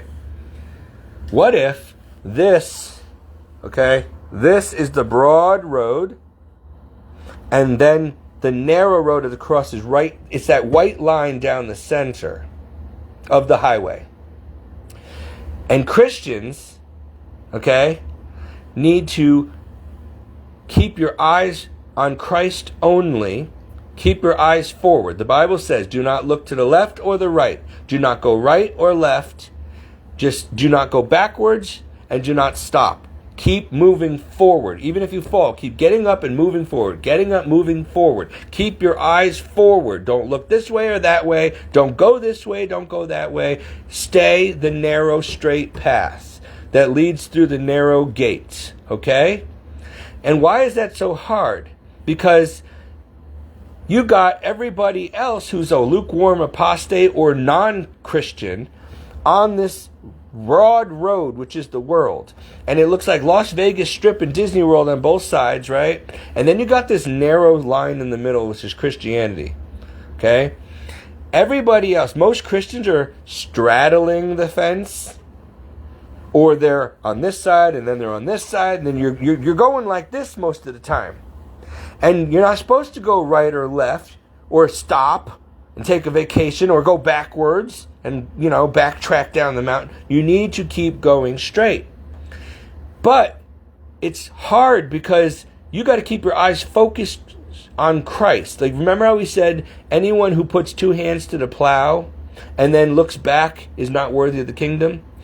Once you start taking this road, you got all this chaos going on around you, all these temptations on both sides, all these exit ramps, and you got all these worldly people who are not taking the narrow road, and they're going down on this side of you and this side, and they're flying by at 90 miles an hour, and you got all this and then you got a bunch of Christians going like this, and they're zigzagging in and out, in and out, in and out, and you're supposed to not look at them. Don't look to the left or the right. Don't get off track. Don't take it. Do not stay the straight and narrow. Even with all this commotion going on, all these distractions, all these attacks coming from you, all these, things to look at, don't. And if you don't keep your eyes focused straight forward on Christ, you're going to start going this way. What happens when you're driving down the road and you're looking over here and all of a sudden the car starts going that way or that way, and you're out of the lane, right? Or you're a drunk driver and you're all over the darn place. A lot of Christians are like that. They're all over the darn place instead of just staying straight on the narrow way. That's why Jesus said, look at me and keep your eyes forward. Move forward. The kingdom is forward. Don't look back. Don't go left or right. Do not, because you're going to be tempted. I don't care if 1,000 are fallen dead at your left and 10,000 are fallen dead at your right. They will not come near you as long as you stay on the line. See what I'm saying? So imagine, that's why the Christians are in the middle of this world. Now, it would be easier for us if it was actually two separate roads going in two different directions. This is the road that goes to hell. This is the road that goes to heaven. This one's a big, broad highway, and it's obvious, and it looks like Las Vegas Strip. And then this is the road that goes over here, and there's only a few people on it. They're carrying a cross, and it's rocky and windy and miserable and narrow and scary. And who wants to take that? That looks horrible. I don't want to go on that. I would rather stay here on the highway to hell. Okay? It would be easier for us if we literally did branch off and the world went this way and we went that way, because we're separate. And if you're away from all this chaos and temptation and sin over here, it's easier to be holy now, isn't it? If you're over here with just a few holy people and out of sight, out of mind, right? But no. See, that's where we go wrong. It ain't two roads going in opposite directions. They're two lanes, basically, side by side each other. And that is what it means to be in the world, but no longer of it. You're still in the middle of this highway to hell. The whole world is the highway to hell. But you got to take the middle road. And that's why it's hard, because you're going through all these people around you are sinners and discouraging you and tempting you and you're knocking you down. And you got a lot of lukewarm people going all over and they're straddling the road. There's 1 foot on one side of the line, 1 foot on the other, and they think they're going to make it in and all this stuff. And that's why it's hard, because it is going to be hard while we are still in this world, but having to be not like it anymore. It's like trying to live in a sewer and wear all white and not stink like poop and not get spatterings on you. Or walking through a garbage dump and trying not to stink like garbage. Well, our road goes right through this cesspool, right through the sewer that this world has become, right through the garbage dump. And we need to stay on that narrow road, one foot in front of the other, whatever it takes. Walk the line. Because if you step off, you're going to stink. You're going to fall right, you're going to step right in that pile of crap. You got to stay. Unfortunately, this world is a big dump, but we got to navigate through it. But luckily, we're no longer living in those piles of junk with everybody else. We chose the high ground. We chose the narrow way. It's hard, but you know what? It's hard because everybody else is still on the broad road. They're all still living like pigs in a pigsty, but we are trying to stay spotless. And we have to go through the pigsty without getting spatterings on us and filthy. Not easy. It would be easier if we just got to leave the garbage dump and go off over here into the wilderness where there's no temptations and sin and bad people around us and demons jumping out at every corner and, but no, we are in this world, but we have to be separate from it.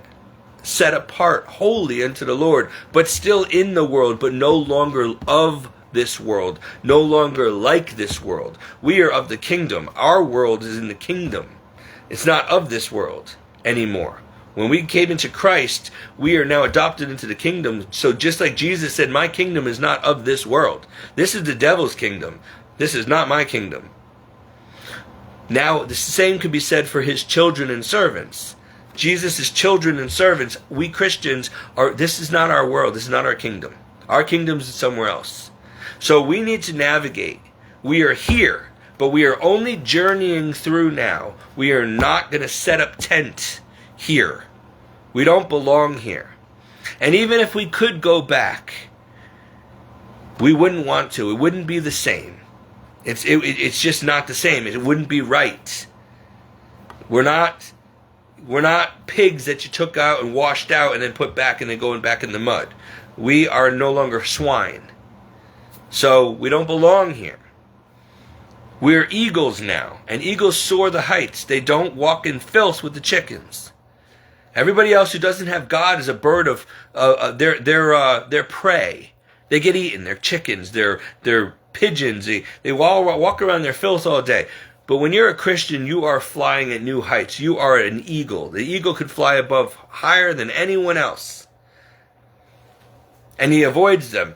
But when he wants a snack, he comes down and he grabs a chicken or whatever, and that's it. So he's a bird of prey. We prey, but we're also the bird. We're top dog. We're at the top of the food chain now. We don't go hanging around with the chickens who can't fly and they walk around and peck around their poop all day long. We've graduated. We're done. We're done with that. Why would you want to go back to the hen house when you're soaring on eagle's wings? Okay? We got class now. We got integrity. We got decency and modesty and holiness. We're no longer filthy birds. Filthy birds get eaten. They become chicken nuggets. Nobody eats eagles. They're revered. They're sacred. So you need to look at yourself as that. So don't hang out with the chickens anymore. Birds of a feather flock together. You want to fly with the eagles, then you got to stop hanging out with the chickens. So if that makes any sense. So that's what came to me. I saw the two roads were actually one highway. And it was so difficult because everybody's going in this direction real fast. But then there's the narrow straight road and there's the narrow gate like right in the middle, and then there's these two big wide gates on both sides of it that go to hell, and everybody's falling off into the flames. But the Christians are slowly carrying their cross straight and narrow. But if they ever look to the left or the right or step off, they're in trouble. They got to keep their eyes focused on Christ, and you cannot be distracted. That's why we put blinders on horses. When horses bring carriages on the main streets with the cars, they have to put these metal things on both sides of their eyes so that they can only see straight forward. You don't want them to be able to see in their peripheral because they'll get scared if a car's coming or something. They'll rear up and you'll get in an accident. So in order for the horse to not be distracted or scared by all the craziness and hustle and bustle and cars and people that are going around it, you got to keep it focused forward and make it just look forward. So Christians, you need to get some blinders. You need to just keep your eyes set on Christ and forward direction and keep moving forward. Don't stop. If you fall, get right back up. Don't go to the right. Don't go to the left. Don't take a detour. Don't be going backwards. Don't pitch a tent. Just keep going. You got to. Okay? Otherwise, you're going to be picked off by the wolves. You're going to be among the rest of them. Jesus said, "Come out from her, my people." But we still are down here. So you're still part of this world, but you don't have to act like it. You don't have to dress like it, and talk like it, and live like it, and think like it, and look like it. Because you're not like them anymore. If you're still like everybody else, then you're not a real born-again Christian. Something hasn't happened. You haven't changed yet. You're going to have bad days. You're going to get angry. You're going to cry. You're going to get sick. It's hard. Jesus himself wept. You think it was easy to carry that cross? Getting kicked and spit on and thorns and lacerated and, oh man, mocked and every day. Welcome to our world. Now you can see why it's only for the few and the brave. Christianity is not for wussies. You know, it's okay to fall and cry, but then get it back up, shake your dust off, and keep moving forward. Pick your cross up again and keep going. As long as you keep going, you're going to make it. But if you stop, or you decide to lay your cross down and you give up, and you go backwards, or you go off and take a detour back into the world again, you're done. You're done. I mean, there's always a chance that you can come back, but it gets harder and harder to find your way back every time, because these detours off the road are like an exit that you come off, and it goes like a windy thing, and it goes all the way backwards in this direction way out here. And if you ever decide you took the wrong exit, you want to get back on the road, you got to go a long way through all this wilderness to find your way back to the road again. And if you get killed or die out here off the path, you're done. And a lot of people who, once they find the narrow road and they start walking and then they get off, they never find their way back. And the devil makes sure he gets them so lost out here in the world that they never find their way back, and that they die before they get back to Christ, and they're done. They're lost for eternity. So your goal is to find the narrow path as soon as possible in this life, which is why we're supposed to train our kids properly, raise them up properly in the Word of God right from the get-go. And they'll start walking the narrow road right from the get-go, and they will not depart from it. Otherwise, the world's going to get a hold of them, and they're never going to even hear about the narrow way. And they're going to be out here in left field somewhere, and they're going to spend their whole life there, and then they're going to die out there, and they're never going to get to heaven. Folks, few people make it into the kingdom, and this is why. Be one of the few. But I tell you, first count the cost, because it will cost you everything if you do this right. Sooner or later, people you love will leave you or forsake you or attack you and persecute you, maybe even try to kill you. Your friends will fall away, your family will disown you, you'll lose jobs and careers, you might have to lose your home and material things, you might even be beat up and persecuted and martyred, head cut off by some crazy Muslim or whatever for your faith. Do it anyway. So now, I'm going to end this video, but I'm going to advise you to do something. In closing, when you're done with this video, go on YouTube, and YouTube, I think Martina McBride, Do It Anyway. Listen to that song. It's a perfect way to end this video. Listen to that song, Do It Anyway. It's one of my favorites. It reminds me, I don't know if it's meant to be a Christian song, and I think it is, because she says God is great and blah, blah, blah, blah, and sometimes life ain't good. But when I pray, it doesn't always turn out like I think it should, but I do it anyway. You can spend your whole life dreaming, or building something for nothing, and then one day a storm will come and take it all away, but do it anyway. You got to do it anyway. Even in Christianity, it's going to look like you're failing, like you don't stand a chance, like there's just no hope, like God's forsaken you, like you're never going to make it. Do it anyway. Because we're operating in faith. Faith is doing stuff and believing in something for no reason. When there's no way to justify it or prove it. You can't see it, taste it, smell it, touch it, but you believe it anyway. And so this is what's required in Christianity. Because when all hell is breaking loose and everybody's attacking you and your whole life is falling apart, you still keep on going and carrying your cross and keep focused on Christ and keep doing it anyway. Even when it seems like it's all for nothing and you're never going to make it. Maybe you even start doubting whether heaven or hell even exist, or if God really exists, or whatever. Do it anyway. Believe anyway. Keep going. Because folks, that's the whole battle. And if you don't, you're going to go to hell definitely. If you don't pray, you're definitely going to hell. If you don't do this, you're definitely going. Don't you want at least a fighting chance? I'm telling you, hell is so bad that you'd rather spend your whole life carrying a cross than end up there. So do it anyway. In other words, you got to take it very seriously. But the more you get good at this, the more Christ-like you become, the more holy, the more you're doing for the kingdom of God, the more good you're doing, the more the persecutions and the attacks and the trials, tribulations, troubles, and curses are going to come. It's like being in a tornado. You're suffering health issues, mental issues, emotional issues, financial issues, social issues, job issues, credit issues. The devil is going to come at you from every angle. If he can't take you out, he will wear you out. So it's a battle. It's a daily battle. And so the beginning of this video was also teaching you to choose your battles wisely. You may love people, but they don't deserve you. You're a Christian now, they're not. The devil will use them to hurt you.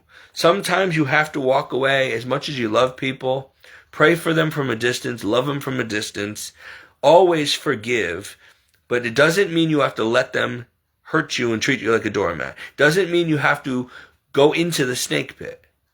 Like, you can stay out of it. Nobody told you to go in there. You have to keep yourself set apart from people. If they're not Christians, they're not in the light. So if you hang out with them, then that's like hanging out with poisonous snake. Expect to get bit and don't complain. Or kick a beehive and get stung and don't complain. You did it. You're the idiot that kicked it, right? Well, when a Christian steps off the narrow path and gets hurt, it's our fault. When we start hanging out with people who are not on the path and bad things happen, it's our fault. But sometimes it's unavoidable. A family member or somebody who's not really a Christian will call you right out of church, like it happened to me all the time. And by the way, this is all the time. Soon as I'm back in good standing with God, and this is every day, every weekend, every time I go to church, it doesn't matter. Soon as I step out of that building, someone will call and start a fight, or road rage me, or hit my car, or some bad. And if I keep ignoring it, the attacks will get more and more fierce. And because the devil wants to take you out. He knows he lost you. You're in a state of grace. You availed yourself of the sacraments, and so he can no longer take claim to you. But he's going to do whatever he can to get you to fall into temptation so he can take claim to you again. And he knows that it's just a matter of time where if you're off the narrow path long enough and you die off the path, you're his for eternity. He's counting on that. That's why he tries to keep us knocked off the path more times than we're actually on the path. If he can get you to spend more time off the path than you are on the path, or out of a state of grace instead of in a state of grace, he's got so many more chances of having you forever in hell. The chances are upped, multiplied.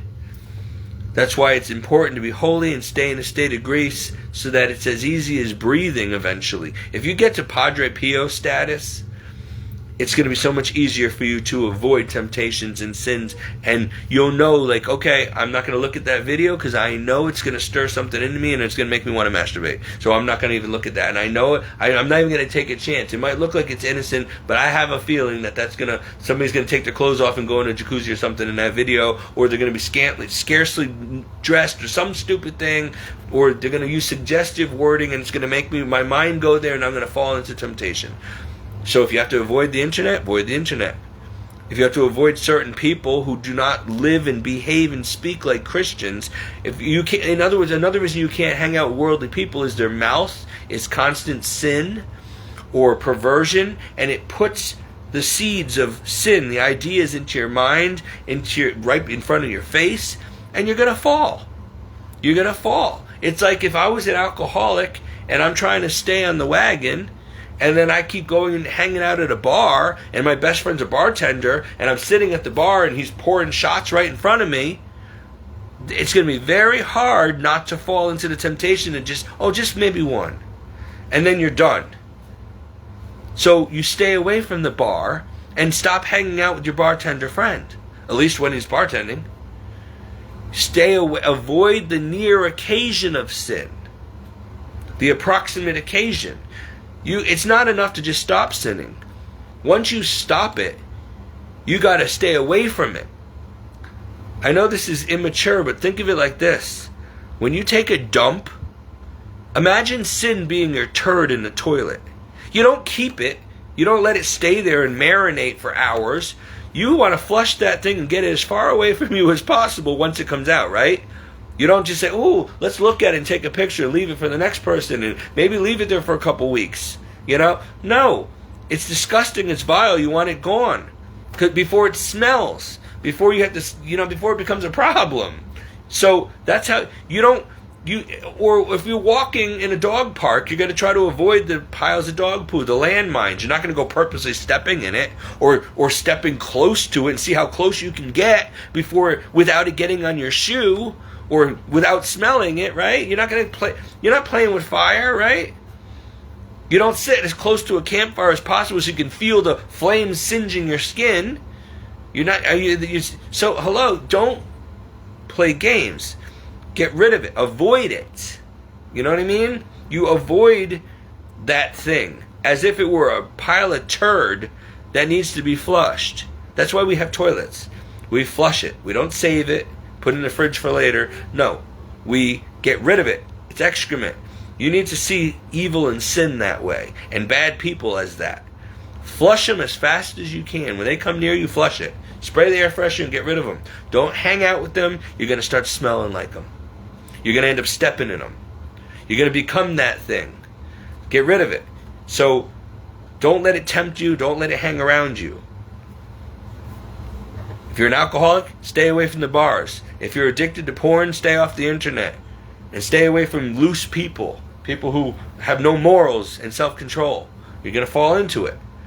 If you have a problem with lust, then you don't go to a party where people are naked in the hot tub. I mean, that's asking for trouble, don't you think? You really think you're going to be able to go there and not, at least if you don't fall then and there, you're going to fall when you get home? You think you're just going to unsee that and erase it? I mean, that's like if you have a porn addiction, say, I'm just going to watch the porn, but I'm not going to react to it. Try making your body not react to what you're seeing. It's not possible. Or, I'm an ex-smoker. Let me just smell the cigarette smoke, but I'm not going to actually smoke. What? So you're going to go into a smoking room and just breathe in the secondhand smoke? I mean, no, because that's going to make you want to smoke again, right? And you're going to smell like it. So it defeats the purpose of quitting, right? All right, you get my point. Sin needs to be dealt with as if it's a turd, a pile of crap, something very undesirable and disgusting that you want to avoid like the plague. And you need to look at people who are not Christians. If they reject the truth, you don't hang out with them. Light doesn't hang out with darkness. You don't partake in their sinful habits. That would be like hanging out with a leper. If you touch someone with leprosy, you're going to get it. So you have to keep a safe distance. You can love them and talk to them, whatever, but you don't go hug them and touch them and roll around in the grass with them. You keep a safe distance. If somebody has HIV and you don't, then you don't purposely go and have sex with them, right? That would be dumb. You try to avoid that, right? You use protection, right? You keep them away. You don't even take a chance, right? Sin is the same thing. The occasion of sin could be a person, place, or thing, a temptation, a phone, whatever your trigger is. Satan knows what flavor. He knows what sins, what buttons to push in each one of us to get us to trip up and fall. So you got to stay away from the buttons altogether. Don't even go near it. It's not easy, folks. That's why Jesus said, look only forward at me. Don't look to the right or the left. Don't go right or left. Just straight and narrow. It's not easy. The world makes it so almost impossible to do this. So the point of this is, if I have to avoid my family in order to keep them from getting me angry or depressed or from hurting me or making me fall into sin, then I have to get rid of my beloved family then. If that's what it takes to save my soul, and if I have to lose friends in order to gain Christ, then so be it. What wouldn't you pay or sacrifice to avoid eternity burning in hell? What wouldn't you give up to be able to obtain heaven for eternity? You need to start looking at it that way. We're too busy being Christian and saying that we're Christian and just going through the motions, church, prayer. We're not really, it's an external thing. It's not really coming from the heart. It's like, I hate to say it, but it's like when you do something so many times, after a while it's redundant, and you might have loved it the first 1,000 times, but now your heart's not in it anymore, and you don't really, your heart's not in it. There's no TLC. You don't care anymore. You start getting sloppy. It's like a priest. I see that with a lot of priests, unfortunately, or even nuns. Oh, I've been a priest or nun for 50 years. And suddenly, they don't have faith anymore. Or they're just so tired of the monotony, their heart's not in it anymore. They've become cold, callous, and you can tell because they used to hold the Eucharist up during Mass with reverence and awe. And now it's a quick, like it's a potato chip. Here's the cup. Here's okay, done. That's not how you do Mass, but I see that often. But when you have a real holy priest who appreciates that really is the body, blood, soul, and divinity of Jesus Christ on that patent and in that cup, you hold that thing up with awe and reverence because you're holding Jesus Christ in your hands. And when you hold up that chalice, you're holding the blood that Christ lost on the cross in that cup. It is holy and sacred. But if you really just believe it's just a piece of wafer and some wine, well, then you're not going to have any reverence for it. And that's how you know a good priest, like Padre Pio or like Father Turner from my parish, versus a modernist, progressive, liberal, faithless priest.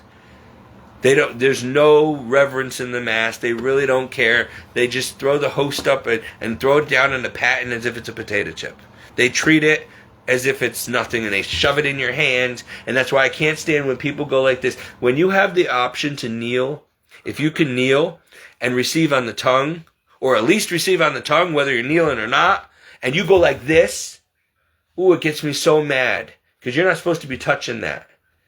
And then I see people do it all the time. They go like this, and then they go like this, and they drag the host, and then all the particles of Jesus, and then they go like this, or they go like this, and it's like, what? Are you an idiot? Did somebody who hurt you when you were a kid? Did you fall and hit your head on the pavement or something? What's wrong with you? You obviously don't really believe that that's Jesus Christ, that you just smeared on your sweater like it's some kind of crumbs from a Ritz cracker. That's sacrilege, you moron. I'm telling you, you're a moron. You really need to go back to Catholic school. Gosh. I literally cry when I see people do that. I get sad for Jesus. I sit in there and I try to treat him with all reverence, and I talk to him, and I try not to look at other people going up because I'm usually right there. I'm in the first pew, so I see everybody going up, and I see 9 out of 10 people being irreverent and or these kids, teenagers, not even dressed appropriately for school, Okay, look like they're going to the beach, or they've got skin-tight spandex. When you can see everything, very disgusting and not appropriate. And they go up there, and it's almost like they're embarrassed. Like their parents made them show up, so they look at their friend, and they're like, and then they grab Jesus like, and then they run off like, like they're embarrassed or something. I'm like, if you understood that was God Almighty that you just stood in front of and received, you wouldn't be acting all like, oh, let me see what the reaction of my friends or brothers and sisters are when they see me come up here. Like it's a joke. Oh. Let me tell you something. When Jesus returns, I'm warning you. He said he's going to lead. He's going to rule this planet with an iron rod. Do you know what that means? No BS. He will smite you. He ain't playing games. It's going to be so strict and holy that people are going to buckle. You're not going to make it. The only reason you would make it through the 1,000-year reign of Christ on earth is because Satan and all evildoers will be detained for 1,000 years. There will be no temptation or evil. But then Jesus is going to test you one final time for a little while, and that could be a couple of years, or who knows with God. With God, a day is 1,000 years, and 1,000 years is a day. So you might be tested for 10,000 years, but he's going to let the devil loose again for a short time after the 1,000-year reign. One final temptation to all mankind, just to see if you would still, after experiencing Jesus's very strict rule, if you're still going to remain faithful to him for all eternity when exposed to temptation and Satan again. It's easy when there's no temptation. But once there's temptation placed in front of you and you have a choice to do evil or good, suddenly you're going to say, oh, you know what? Jesus is really pretty harsh. I mean, man, like he's got all these rules and I forgot what it was like, and you're going to be tempted. A lot of people are going to be tempted, and they're going to lose their soul even after the 1,000 years. So if you're lucky enough to be one of the few that make it to the 1,000-year millennial reign of Christ, well done, but there's going to be a final test at the end of that 1,000 years. And Satan is going to sift a lot of you like wheat at the last minute. And then whoever still remains faithful to Christ, they're in heaven for all eternity. Game over. You're safe for all eternity.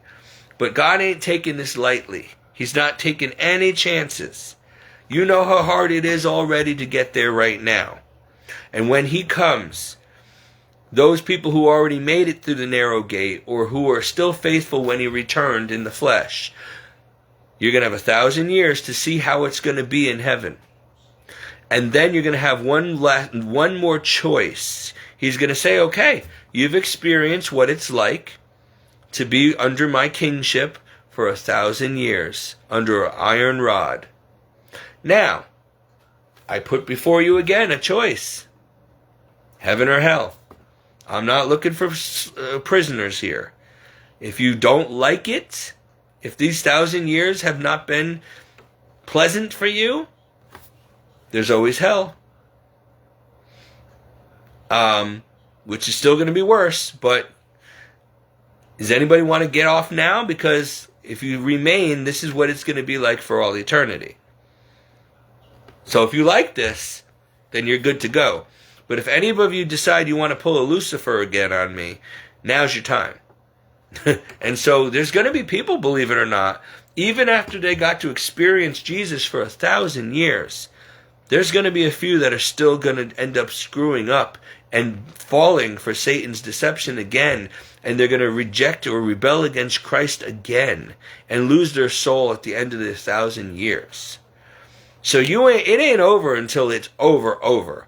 Folks, we still got a long way to go. We got to get to the tribulation, and if you make it to heaven through that, if you made it this far, then you got to get through the tribulation. If you get through the tribulation, you got to survive the 1,000-year reign. And then after the testing at the end of the 1,000 years, if you survive that, you're golden. You got no worries. Your eternity is sealed, and you're going to be very happy for all eternity. But if you mess up any time between now and the end of that 1,000-year reign, you're toast. And I mean toast, literally, burn toast for eternity. So, go watch that song by Martina McBride, Do It Anyway. And until next time, see, I'm actually feeling better now. I was in such a depressed, wretched mood. And then after talking about it and getting it out, and then starting to talk about what my passion really is, which is religion, Christianity, talking about Jesus, talking about the Bible. See, that makes me happy. See, that's why I spent my birthday today at Holy Mass, and then 4 hours before the perpetual adoration today in the monastery. That's where I spent. That's what made me happy on my birthday. And honestly, think about this. What better way to spend your birthday than with Jesus Christ? And I got to spend my birthday today with Jesus for hours. About 4, including Mass, 5 hours with the King of Kings and Lord of Lords. It don't get any better than that. And I'll tell you something else I did today. Instead of asking God for a birthday present, because every year I'll say, Lord, it's my birthday, and I'd really like to fill this pew with people. I'd like a lot of people to come to church today for me and go to confession for me. One year I did that. I asked God, I said, Lord, for my birthday, I want to give you a gift. I want all my friends. I want to literally fill like 4 pews, the first 4 pews of St. Augustine Church with people. I'm going to ask them to come to church, go to confession and Holy Mass as a gift to me for my birthday. And the Lord made it happen. And we filled 6 rows of people on my birthday a couple years ago before I went to seminary. 6 rows of people went to confession. Some of them hadn't gone in years, and then they had Holy Communion and Mass with me. And I sat there happier than a clam, because I'm like, wow, Lord, it's my birthday and you honored me with my request. And my request was, even though it's my birthday, I want to give you the gift of all these souls today, Lord. And I want to fill 6 pews with my friends. And I want them all to go to confession and get absolution and receive you worthily in Holy Communion today.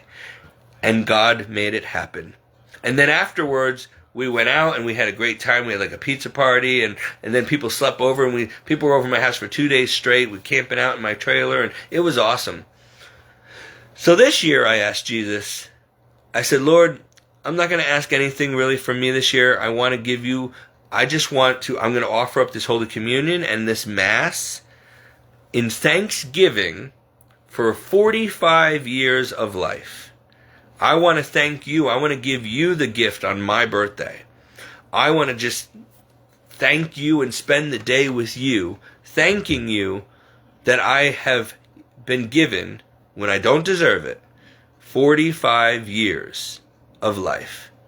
Because I don't thank you enough for stuff, and I take a lot for granted, and I should thank you a lot more for things than I don't. I lack in that area. So today, Lord, even though it's my birthday, I'm spending time with you. And I want to spend my birthday with you. And I want to just thank and praise you. And I'm not going to ask for anything, because you already know what I want. You already know that if you said, Stephen, if there was something I can do for you for your birthday, what would it be? Well, there's a whole laundry list of stuff that I need. Of course, I want a house and a truck and, a vocation and healing and whatever. But honestly, I'd have to go through and prioritize. And the first thing I would ask for is salvation. Guarantee salvation, forgiveness of all my mortal and venial sins and abominations. Then I would ask for a new clean heart and mind like Christ, purity of heart. Then I would ask for healing of our relationships, our spiritual healing, and then mental and physical healing. Then I would ask for a vocation. And then if I didn't have a vocation, then I'd ask for a wife. And if I didn't have, then after that would be a house, and then a car, Stuff like that, in that order. But the important things first, the things that are eternity based first, that are necessary for eternity, and sanctity and holiness. And after that, I would probably ask for the conversion. No, sorry, I have to ask for the conversion of my family, the conversion and salvation of family and friends, and then I'd ask for my stuff. But anyway, this year I didn't ask for all that. He already knows I want all that stuff. I ask him every day for that stuff. So this year I just said, Lord, I want your will to be done. I just want you to receive thanksgiving for everything you've done for the past 45 years, the good and the bad. And I want to spend today with you. And so I did. And it was fine until the devil struck right after my time with Jesus had ended, and then he was out there waiting for a baseball bat. With a baseball bat, and he messed everything up, and he really put me in a downhill spiral of painful depression and anger and all kinds of stuff. As you know, because I just vented about it for 2 hours. But then, halfway through this video, I started talking about Jesus and how to get to heaven and holy things and talking about the faith and the scriptures. And suddenly my joy was restored again. So that just proves that our joy is found in the Lord. All things that have to do with our Father in heaven and His business. Being about my Father in heaven's business. That's what makes me happy and fulfilled. That's why I was happy in the monastery today. If you said, oh, let's go somewhere for your birthday, I would have said, well, the thing that would make me the happiest is just spend time alone with Jesus. That's better than going out to dinner. That's better than going to a movie or any kind of fun thing. That's better than going and having birthday cake. And it's more important for my soul, too.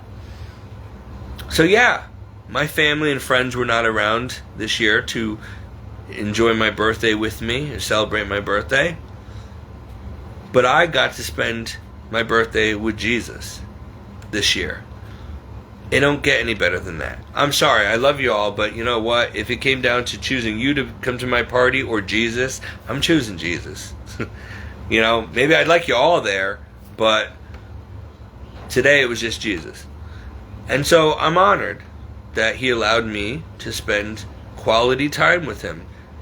I've never done 4 hours of adoration like that. So it was needed, it was necessary, I felt recharged, but I should have known the devil was going to be retaliating.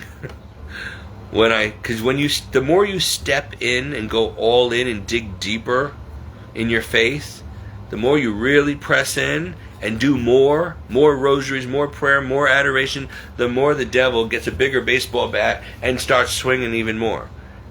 Because he can't stand it. So,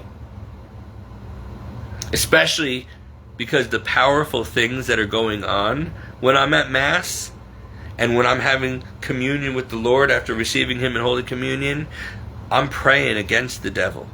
I'm praying St. Michael prayers and Hail Marys. I'm praying for souls to be freed from him and converted and saved. We're doing damage. So he's standing out there like, argh! Every time this kid goes to Mass, I'm losing people. He's gaining ground. Every time he goes to adoration, he gets stronger, and he's in there for 4 hours talking to the Lord about me and how to snatch souls from me. And he's doing it. Ooh, I'm going to get him when he gets out here. And he does. He tries. So that's why I needed to make this video, because otherwise I would have just gone to bed depressed tonight. And he would have won. But what he meant for my harm, the Lord turned around and made for my good. So I started off telling you all this negative stuff and how miserable and depressed and angry I was. And I'm ending this video in good spirits right now. Happy, joy-filled again, at peace again, until the next round. But right now I'm good. Now I'm happy. But I had to talk about Jesus and do a ministry video in order to get my peace and joy back. But at least I know that whenever I'm down and out, if I just run back to the Lord and be about His business and talk about Him and talk about His Word, the joy and peace will be restored. So we know how to fix this problem. Whenever the devil's tempting you or bringing you down or bringing you into anger, depression, whatever, just run back and be about the Lord's business. Start quoting scripture. Start preaching. Take your mind off of yourself and your misery and focus on the good of other souls. And it will take your mind off of your misery. And before you know it, you're going to be happy and blessed because you're blessing other people. You're helping other people. You're just taking that energy and you're transforming it into something positive. So that's what I did, and now I feel better. And it just proves that the Word is alive. It is true. It is always true. It never comes back void, and it is living.